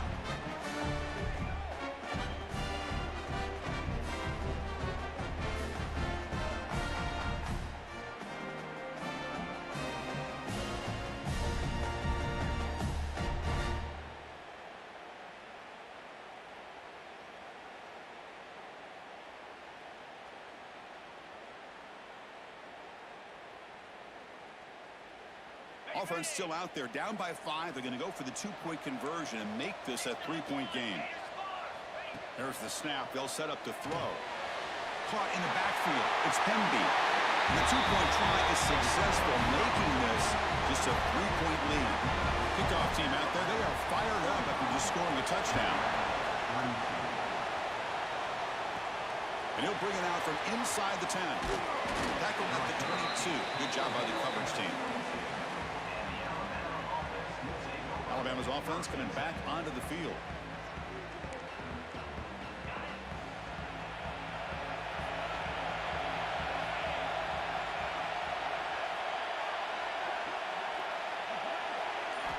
Looking to throw it on first down. Running back has it on the screen now. Defense flies in. They make the tackle behind the line of scrimmage. Boy, great defensive linemen not only have the ability to get upfield to rush the quarterback, but that instinct to recognize a screen pass. Good job of sensing it and making a play.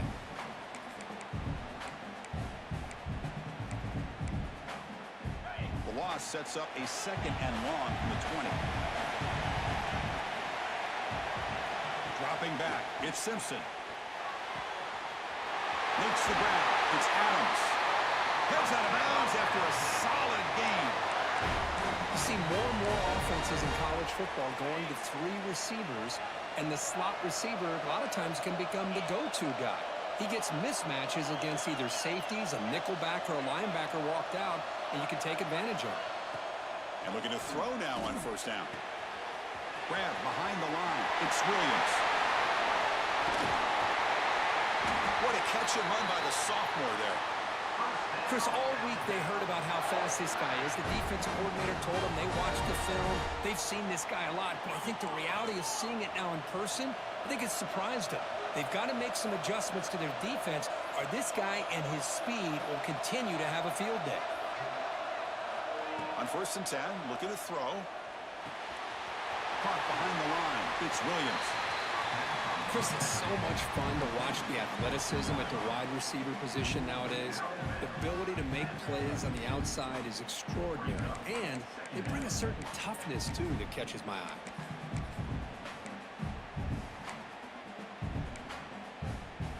Short completion there. 2nd down coming up.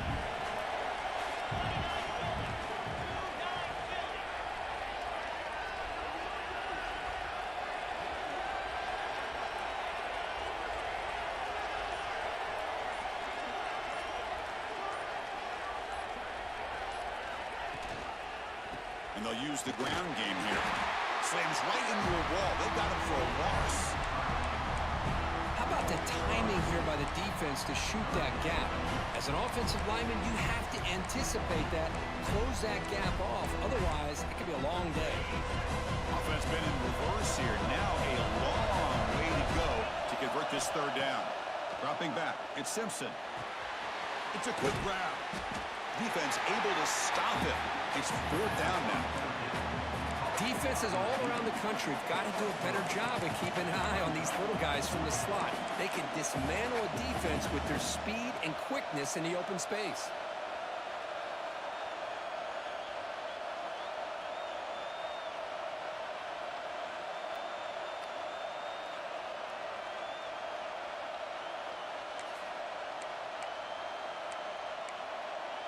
The offense has been very efficient on 4th down so far. Let's see if they can make it 4 for 4 here. Receivers now getting some new assignments before the snap. It's incomplete under heavy pressure. Big 4th down stop. And the Hoosiers offense is back out there on the field. Chris, I like the call here going for it on 4th down, but the receiver has got to do a better job of knowing exactly where that 1st down marker is and run that route a yard or 2 beyond the sticks to be able to give yourself a chance to pick up the 1st down. Instead, the defense comes up with a stop and they get the ball back. The game makes it 2nd and medium.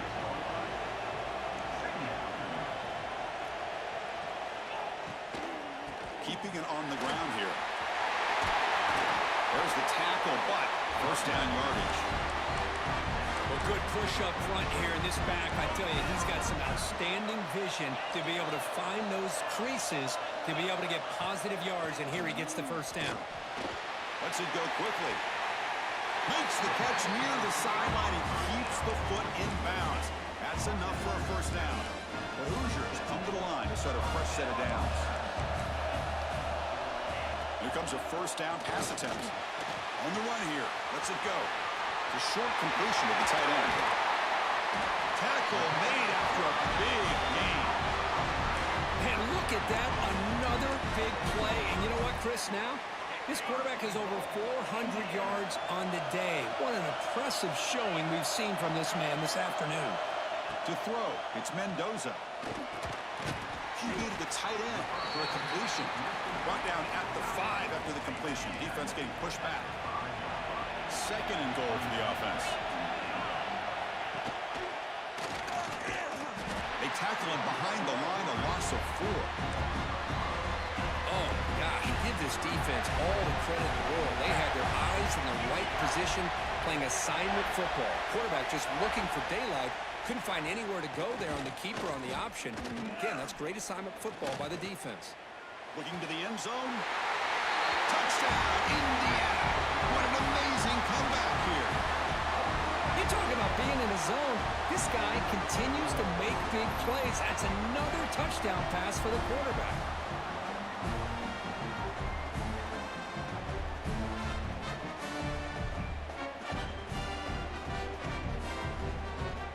So they'll try to add to the lead now with the PAT.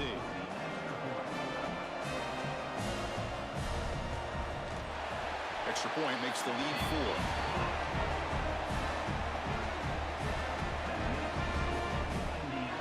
Got momentum after scoring that touchdown. Now the kickoff team out there to kick it away. He's going to return it from near the goal line. He's tackled at the 21. That's where the drive will start. Here comes the Crimson Tide offense onto the field. Remember, last time they went for it on 4th down and got stopped, and the opponent went right down the field. See if they can recover from that here.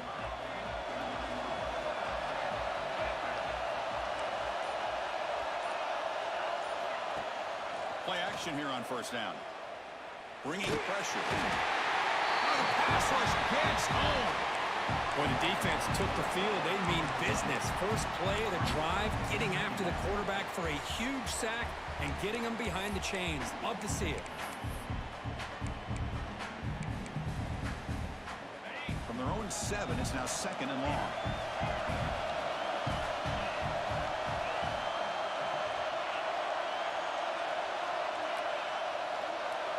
To the air, it's Simpson.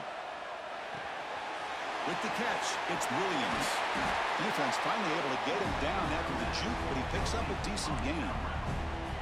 So a tricky situation here. 3rd and very long inside your own 20. How much of a risk do you take? You know, this defense could be very aggressive at this moment. Out of the gun now on 3rd down. Quick throw, catch made on the out route. Oh, and he heads out of bounds after a really nice gain there. Fresh set of downs for the offense after that 1st down completion.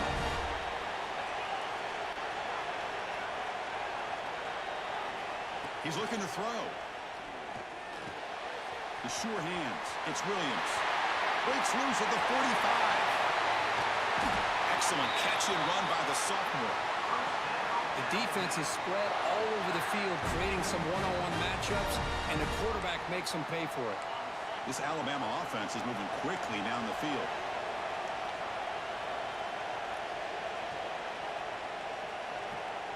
Quarterback pre-snap adjustments now for this defense. Looking to throw again.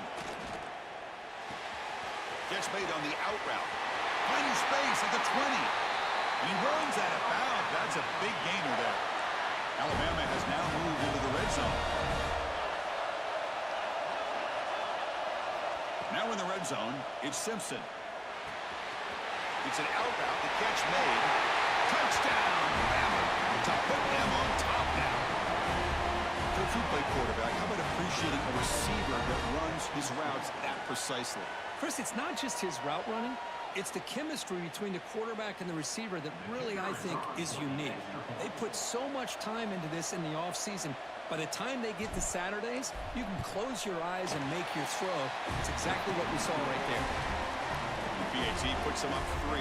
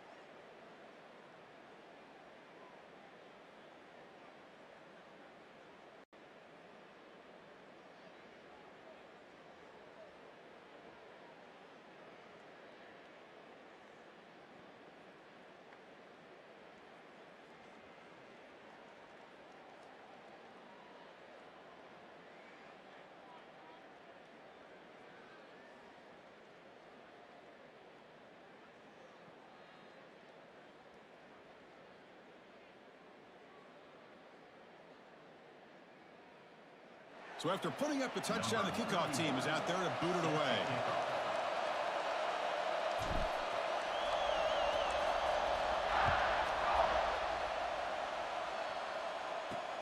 And here's the return from inside the 5. It'll be tackled at the 18. That's good coverage there. And here comes the Indiana offense back out on the field. Let's see if they can keep that passing game going. The last possession, very efficient, precise. The offense continuing to build momentum. It's 1st and 10.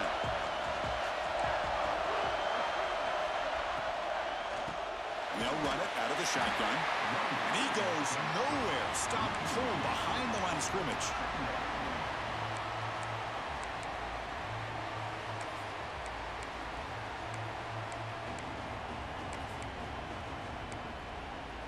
They lose yards on 1st down, so 2nd and long from the 16.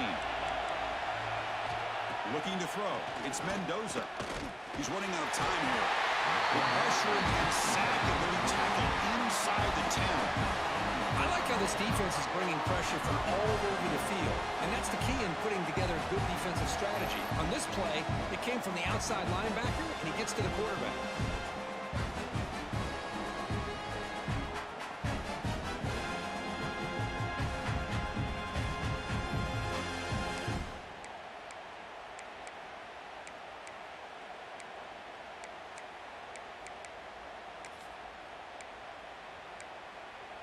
So here comes 3rd and long. Giving up that sack has made this a real challenge for the offense. Play fake, looking to throw. Scrambling, now he'll make the throw. Catch made down the left side, an explosive play. They bring him down, but a big chunk of yardage on the play. And the Hoosiers starting a new series here on 1st and 10. There's the snap, and he's looking to throw. Caught, he's wide open, look out. They bring him down, but a huge gain. They cross midfield to the 49. The Hoosiers looking to keep this drive rolling. On 1st and 10 here, looking to throw the ball. Makes the catch downfield. They finally get him down, but this passing game has produced a chunk play. Chris, that's just perfect execution here by the offense. Quarterback does a nice job getting back, putting the ball out where the receiver can make a play on it. Nothing you can do as a defender. Gonna run it. It's Hemby. It's a 1-yard gain. 2nd and 9 coming up. Offense set for the 6th play in this drive. The shotgun handoff here. Going to try to run inside, but nowhere to go. So the offense getting set. This is not where you want to be against this defense. 3rd and long. Well, the back just had nowhere to go. How about the defensive line? They eat up all the blocks up front, freeing those linebackers up to be able to make the play. Just a bad play all around for this offense. So now on 4th down, out comes the field goal unit. After making his first attempt, this one is from 38 yards out. And it's good right down the middle. Hold on, there is a flag. If it's on the defense, it would still be 4th down. The defensive penalty is declined. Offense very happy to take the result of that play. So after coming away with 3 in that drive, the kickoff team is out. Return starts from inside the 5. Will be tackled at the 18. That's good coverage there. Here comes the Alabama offense onto the field. Great possession last time. They punch it into the end zone. Can the defense come up with a stop this time? And now from the pistol formation.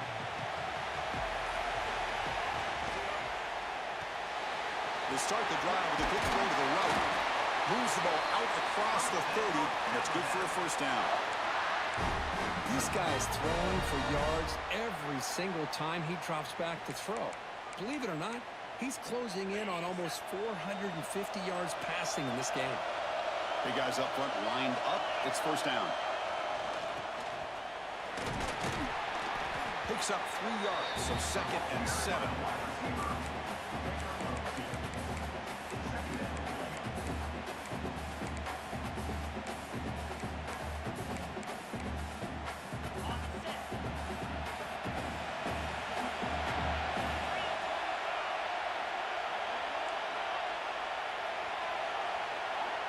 To the air. It's Simpson. Quick throw. Catch made on the out route. Stop at the 43, but that's enough to make a first down. When you throw an out route against man coverage, man, it puts a premium on a receiver who can set up the defensive back to be able to still have room to get to the outside and be timed up with a quarterback. That was great execution. They keep him guessing with a run. Brought down, it crosses midfield to the 46. Looks like a player is down injured at that last play. We'll take a timeout while they check it out. How aggressive will they be on this first down play? Looking for a man. And here comes a deep shot. Tried to press the ball deep, but it's incomplete. Well, in case you're counting at home, that was nearly his third interception of the game. That offensive staff has either got to give this quarterback some easy passes to build his confidence up, or they need to make a change and bring the other guy in. He's just reckless out there so far today.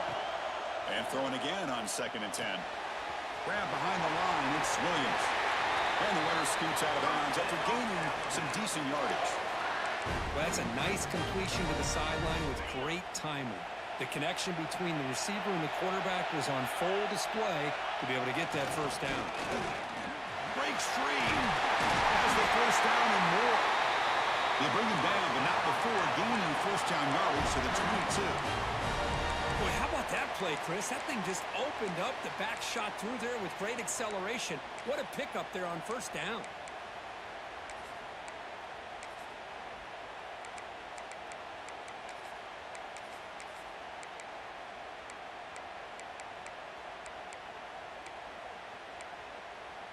Alabama getting set with a 1st and 10 now.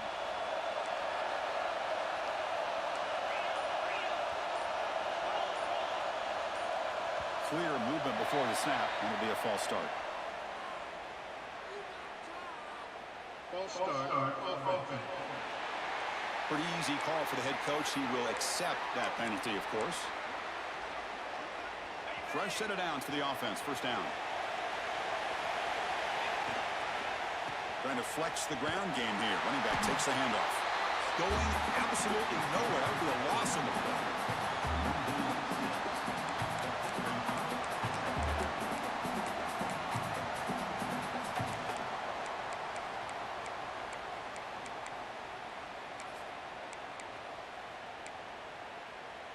Now it's 2nd down here. Quarterback appears to be changing the play. Back to throw. It's Simpson. Catch made on the out route. Juke, another great move. He's brought down at the 6. The offense will have 1st and goal right there. Alabama comes up to the line quickly. Here's the snap. Quarterback drops back. Caught in the backfield. It's Williams. Fights into the end zone. Touchdown, Crimson Tide. Chris, is a great touchdown by the quarterback and receiver, but I just can't help but think this is why defensive coordinators work so hard on the pursuit drill. Better effort from the collective defense might have prevented that from being a touchdown.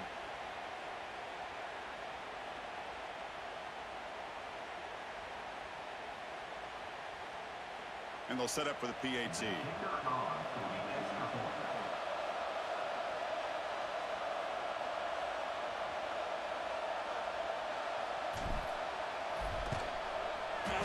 Oh, he's missed it. The extra point is no good.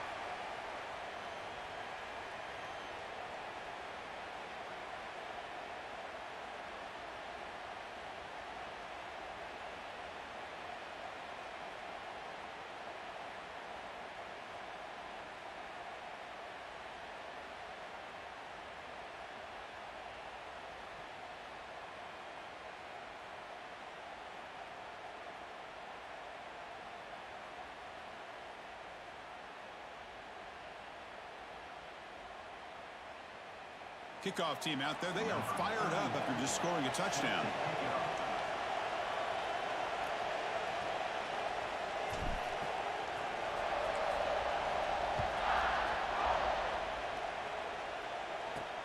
And he takes this from inside the 5. Returner tackled right there. That's where they'll start the drive.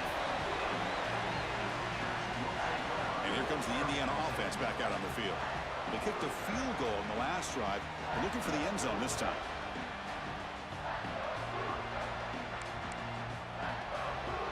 Here's the first play of the drive now. They're backed up at their own 14.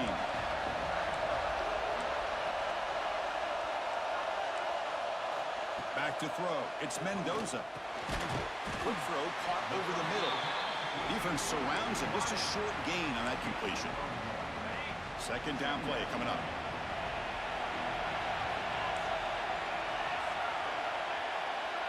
Pre-snap motion from the offense. Looking to pass here on second down. He's got it in the open. That's good for first down yardage. They'll spot it at the 37. The offense really clicking here.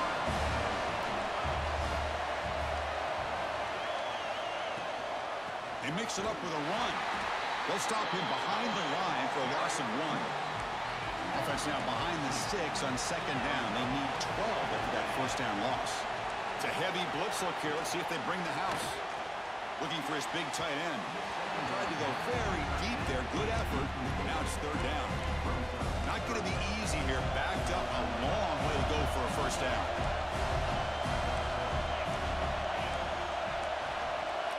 Drops back, needing a third down completion here. That one is incomplete. The defender was right there, and it brings up fourth down now.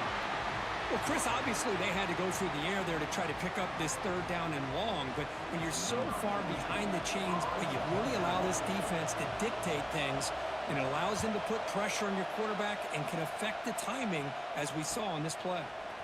No fair catch. Looking to make a return here.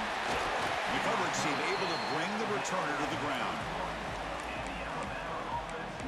So here comes the Alabama offense back onto the field. They scored a touchdown on the last possession. Let's see if this defense has been able to come up with some adjustments and stop them this time.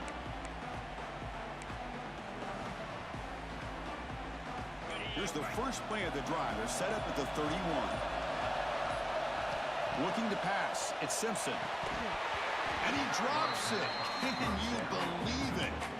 Yeah, this is the one thing I love about this running back is his ability to get involved in the pass game. Runs a great route, just doesn't come down with a catch. QB tries it again here on 2nd and 10. Wide open downfield. He's found some room at the 45. Broke out of bounds, but it's another big game. This offense producing chunk plays through the air. A nice throw and a great catch by another Alabama wide receivers. That's really where we are anymore with Alabama. You just come to expect great receivers like this. You think back in recent years to Amari Cooper and Jerry Jeudy, Jalen Waddle, Devontae Smith. The list goes on and on. Boy, they've got some great-looking receivers on this squad.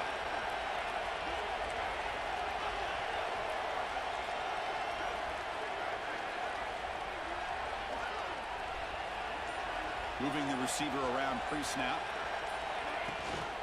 And they'll keep it on the ground. Running back has the handoff. And a decent gain there before the defense brings him down.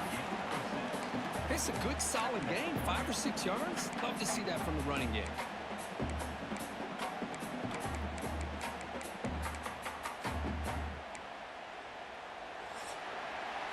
So Alabama will take the lead into the quarter break here. We've reached the end of the third. Time is running out to cut into this lead. Let's check out the game stats before we go on.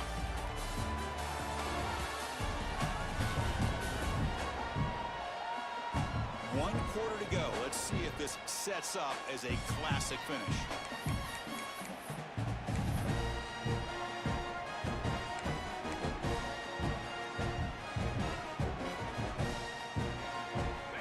First play of the quarter. Offense setting up for a second down play.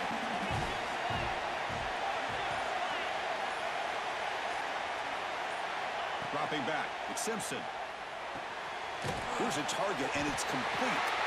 And he's tackled, but only after picking up a first down. Defense kind of lost the running back here. Makes a nice catch and gets the first down in the process.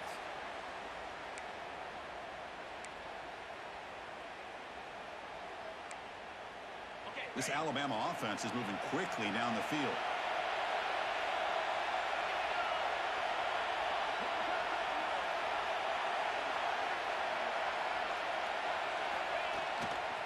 He'll try to pick up the yardage on the ground. That's a nice wrap up there by the junior.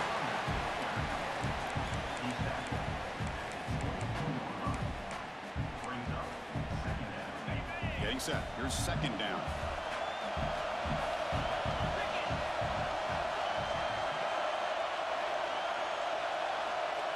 Quarterback drops back. We're going to test the secondary. Down the middle. It's Adams. Touchdown, Alabama. Still no answer for this offense. This guy can do it all. We've seen him go behind coverage and make plays downfield. We can see him catch the ball underneath just like this. And when he catches a football, he is so dangerous after the catch. This one leads him into the end zone for the 6 points.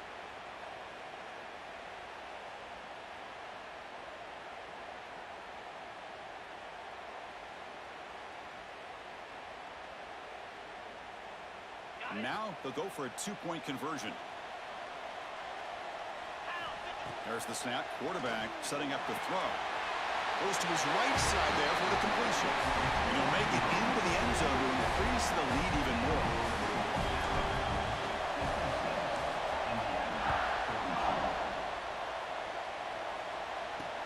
Fields it just outside the goal line.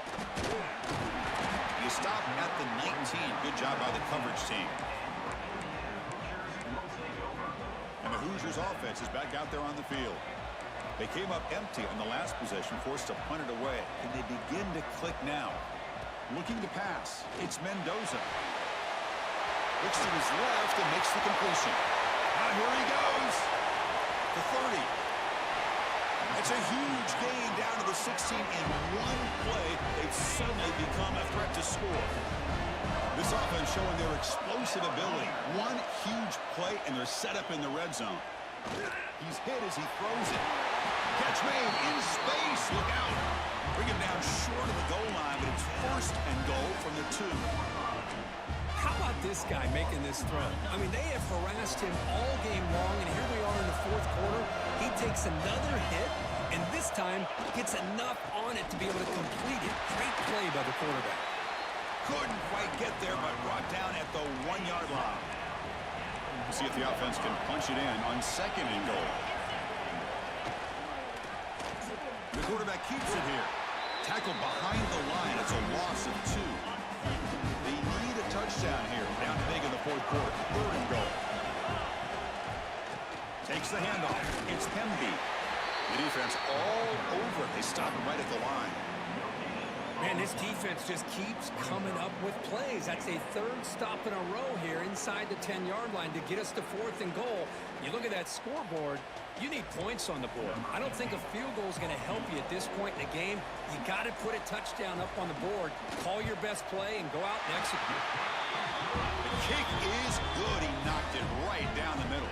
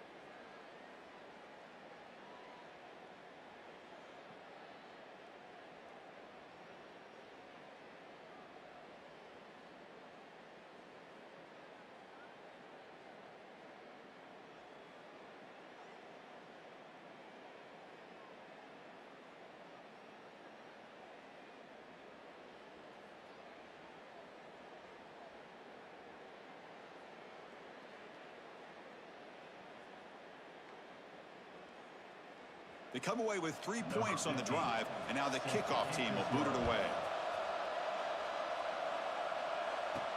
Fields it inside the 5-yard line. He's got an opening. Watch out. He's got great speed. And the return man runs out of bounds. Alabama's offense coming back onto the field.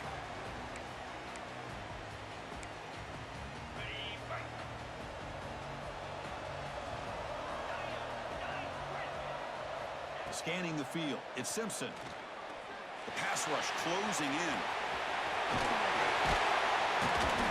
And the junior quarterback shows his toughness, keeps this drive moving. Man, nothing is more aggravating for a defensive coordinator than this right here. You've got him. You've got a chance to make a play on him, take him out of his rhythm, but instead, this guy gets away from that pressure, tucks it, and picks up some big yards. Here's a 1st and 10 play.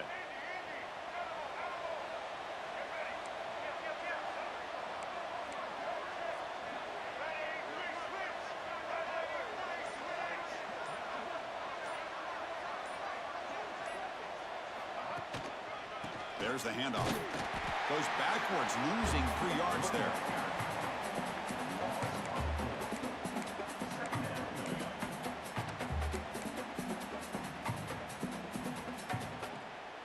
Didn't expect to lose 4 in the 1st down run. Set up now 2nd and 14.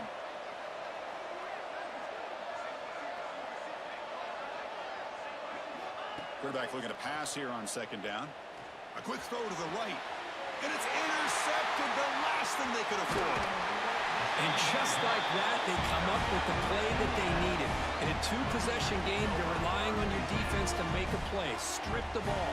Come up with the interception. Anything to get the ball back to your own offense, and they get to pick. Now let's see if they can score.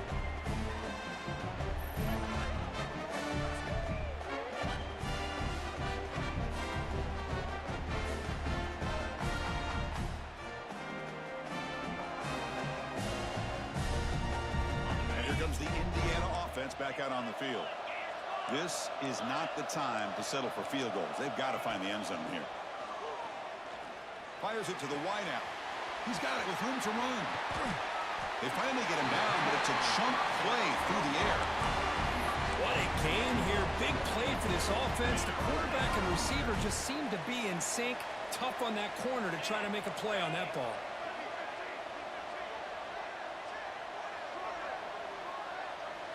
Looking downfield, it's Mendoza. Swarmed by the pass rush, a sack.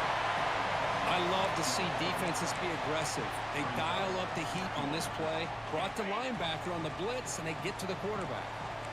That sack sets up a 2nd down and long. Quarterback looking to scramble. That's a nice tackle there by the senior. Hey, if nothing else is there, good decision by this quarterback to be able to pick up some positive yards. Rather see him do that than force the ball into coverage. Good heads-up play. Now in 3rd and very long, looking to throw. Here's a fumble way behind the line of scrimmage. The defense has it, off and running. Breaks clear over the middle. Can they catch it? Touchdown tie. A big man score from distance. Something he dreamt about. That's a scoop and score. Defense making a monster play there. Well, his eyes must have gotten so big when he saw that ball pop out, chance to pounce on it, and instead of doing it the more conservative way and just falling on it, he decides to take it to the house for a touchdown, something he'll remember for the rest of his career. Automatic on the PAT. Got momentum after scoring that touchdown. Now the kickoff team out there to kick it away.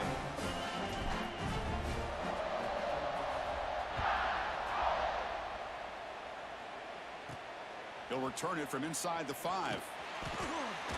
To be tackled at the 17. Strong job by the coverage team. And here comes the Indiana offense back out on the field.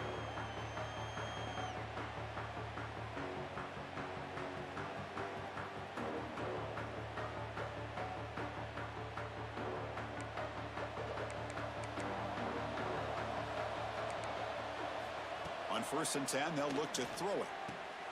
Snags the quick throw. They get him down pretty quickly, but it's a solid gain in that short throw. I love what the defense is doing here. Sitting back, giving up some plays underneath, tackling these guys inbounds, and just keep that clock rolling. Looking downfield, it's Mendoza. He cannot escape. It's a sack. I'll tell you what, Chris, I didn't expect this. This quarterback is outstanding, but they have pressured him all game long, and they got to him again. On third down, he drops to throw. Grab behind the line. It's Pemby. But never had a chance. Defense grabs him for a loss.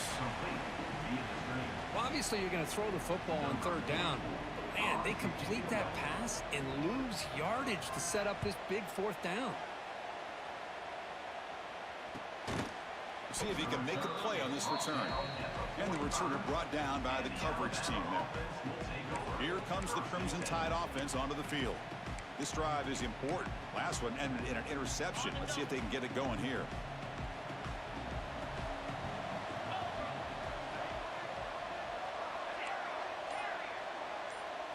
First down, looking to throw the ball. Defense is coming after him. Heavy pressure, he lets it go. And he just throws it away incomplete. Didn't see anybody open. Going to bring up second down. After the incompletion, they come up on 2nd and 10 from the 45. He hands it off from the gun. Goes backwards, losing 3 yards there.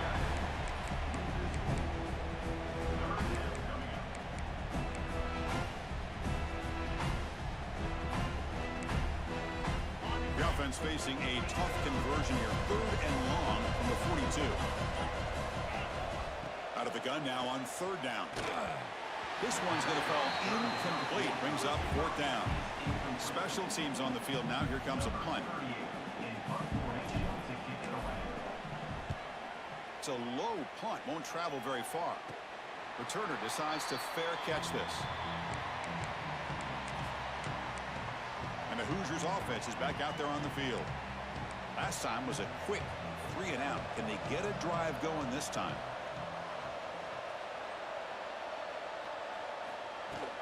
Shotgun formation. Here's an inside give. Making people miss. Tackle made to the 41. That's a nice gain, getting closer to midfield. The gain moves the ball past the 40. Sets up another 1st and 10. Off the play fake, looking to throw. Oh, they trap him for a sack. Chris, I'm really surprised by the way this game has turned out. That's another sack by this defense. They've done such a great job of preparing a plan to get ready for one of the top quarterbacks in the country. They've kept him out of sync, applied pressure, and a big part of the reason they're enjoying this lead right now. And the Hoosiers lining up here on 1st and 10.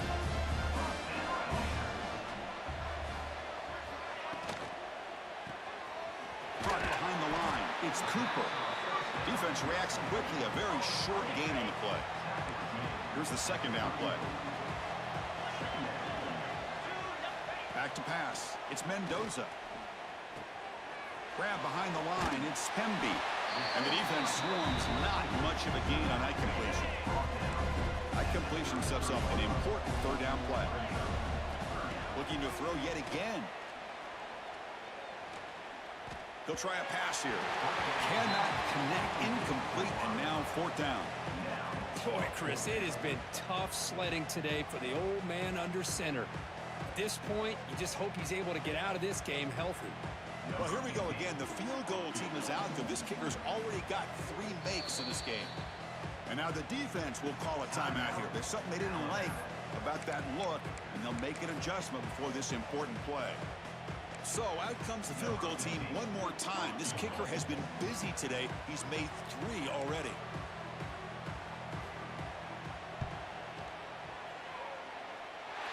And he's made it from 50 yards out, showing off the deep range. Boy, this guy has such a strong leg. No problem. Up into the net from 50 plus.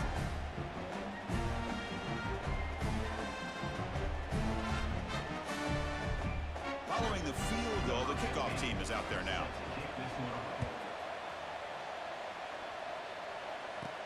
He's going to return it from near the goal line. And he stopped at the 20, trying to make something happen, but that's good coverage there.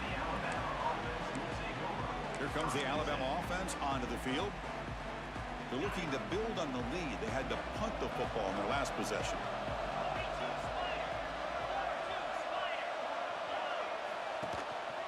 Keep it on the ground. There's the handoff. Brought down, but broke the tackle to produce a solid gain there. Hey, you got to do what you got to do. You got to rely on that offensive line in the running game here to be able to secure a victory. Good call, and just keep working that clock. That gain makes it 2nd and medium.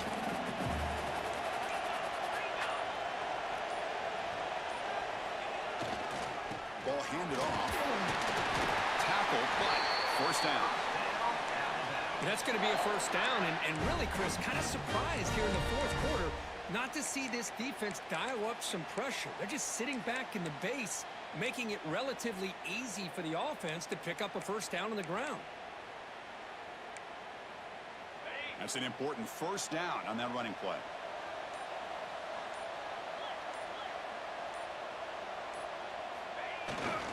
Looking for a gap. It's Washington. That's exactly how you want to start this drive, working with the lead in the fourth quarter. Take as much time off this clock as possible. That's a great way to get this drive started.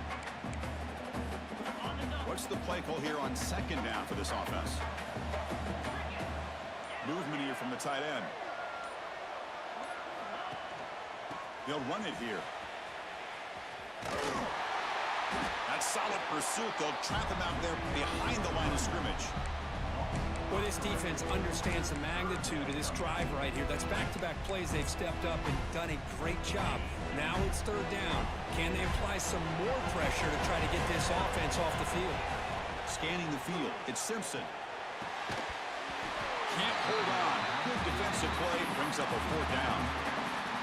Well, they go to the air to try to pick up this first down, but it just wasn't meant to be. Defense was ready, made sure to force them into this 4th down situation.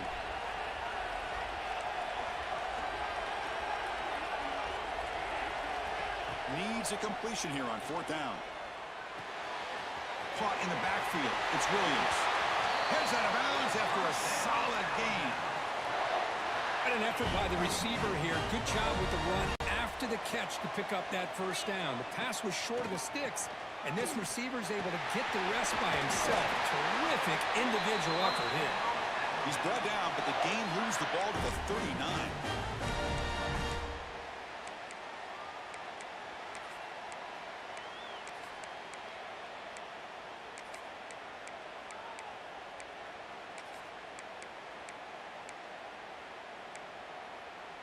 First and 10 now for the offense.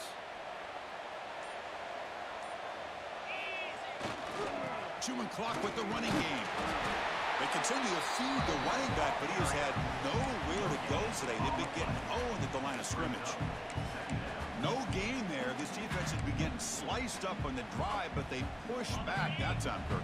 Yeah, kind of a bend but don't break mentality by this defense. They have been giving up some big chunks here on this drive, but let's see if a stop like this can give them a little bit of confidence here. Now try to pressure the quarterback on these upcoming plays. 9th play of the drive coming up. This is a tough 3rd and long.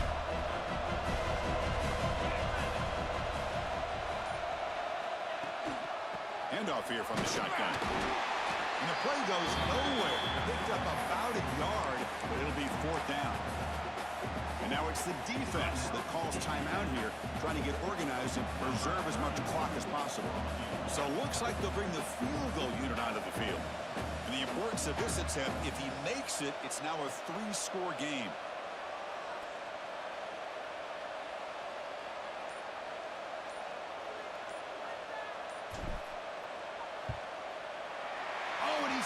Target, it's no good. And the lead remains at 15 after the miss. Well, that's going to go down as an empty possession for this offense. No points as he's off target. Now you can see he's hanging his head. Poor kicker.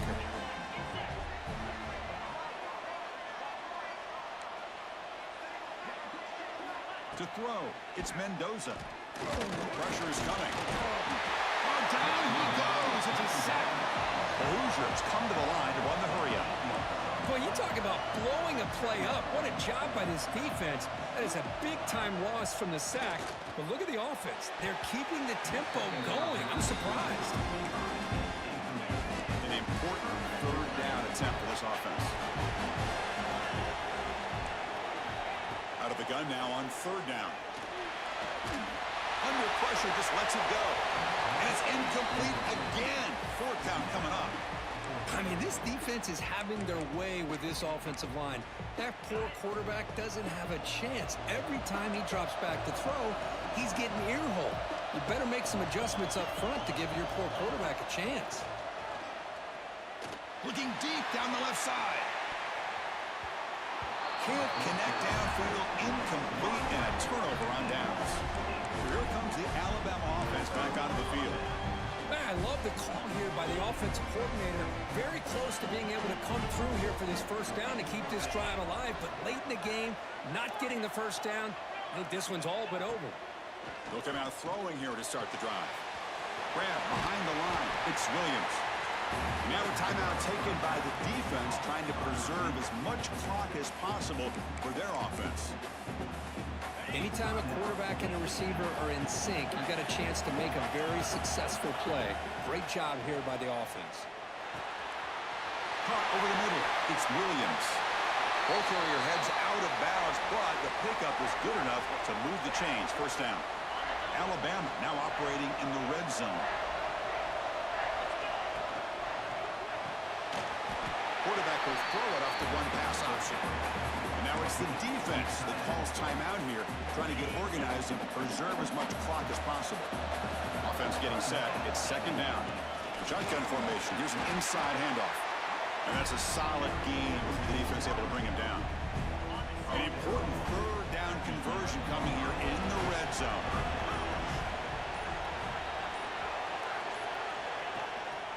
Handoff from the shotgun. He's brought down, but there is a flag on the field. Let's check out this call.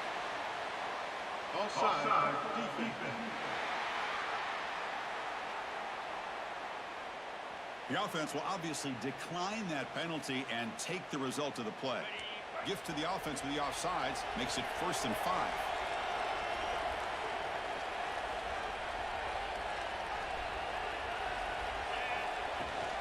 From the shotgun now, here's a handoff inside. They'll stop him behind the line for a loss of 1. What an outstanding job by this defense, not being fooled at all, setting the edge and allowing the inside speed of this defense to bring him down. They'll try to power it in, running up the middle. And the defense comes up with the football.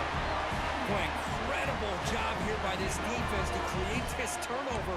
It looked like this game was over, but now with this turnover, they got a chance to get back in the game. So the offense begins this drive backed up at the 4-yard line. To throw, it's Mendoza. The pocket breaking down. He'll just throw it away to avoid the sack. Offense facing a 2nd and 10. Here's the snap, looking to throw here. Running out of time in the pocket. He'll just throw that one away to avoid what would have been a sack. Well, it's been tough so far to get this drive going. Now they face 3rd and 10 from inside their own 20. What's the call going to be? Bringing pressure. And it's incomplete. They let it fly on 3rd down, but now it brings up 4th. Well, that's not what you want to see as an offense when you're trailing late in a football game. An incompletion on 3rd down and long. It's a bit of a risk, but with that clock looking the way it looks right now, I think you got to go for it here and hope to convert on 4th and long. Oh, that one's picked off. Brought down after a short return at the 24. What a crucial takeaway. Just when it looked like they might make this a one-score game, the quarterback gives it back to the defense. The climb just got steeper, and they're running out of time here in the 4th quarter. Off the play fake on 1st down. Deep shot toward the end zone. Oh, it's batted down by the defense. Great play to deny a touchdown. Boy, he just missed another one, Chris. That would have been touchdown number 4 for this quarterback. Still, what a performance we've seen from this guy today, and he's not done yet. He's running out of time here. Gets rid of it on the move. And this time it's complete. They bring down the receiver, but that's a nice gain on that play. Well, really entertaining one. It was fun one to call. They get the W, Kirk, in a shootout. Not much to criticize for either of these teams on the offensive side, where they put on a great show. But for the two defenses, especially the losing squad, you can't imagine their coach is too happy with their performance. And that's going to wrap it up. For Kirk Hermstreet, I'm Chris Fowler. This has been another presentation of EA Sports College Football.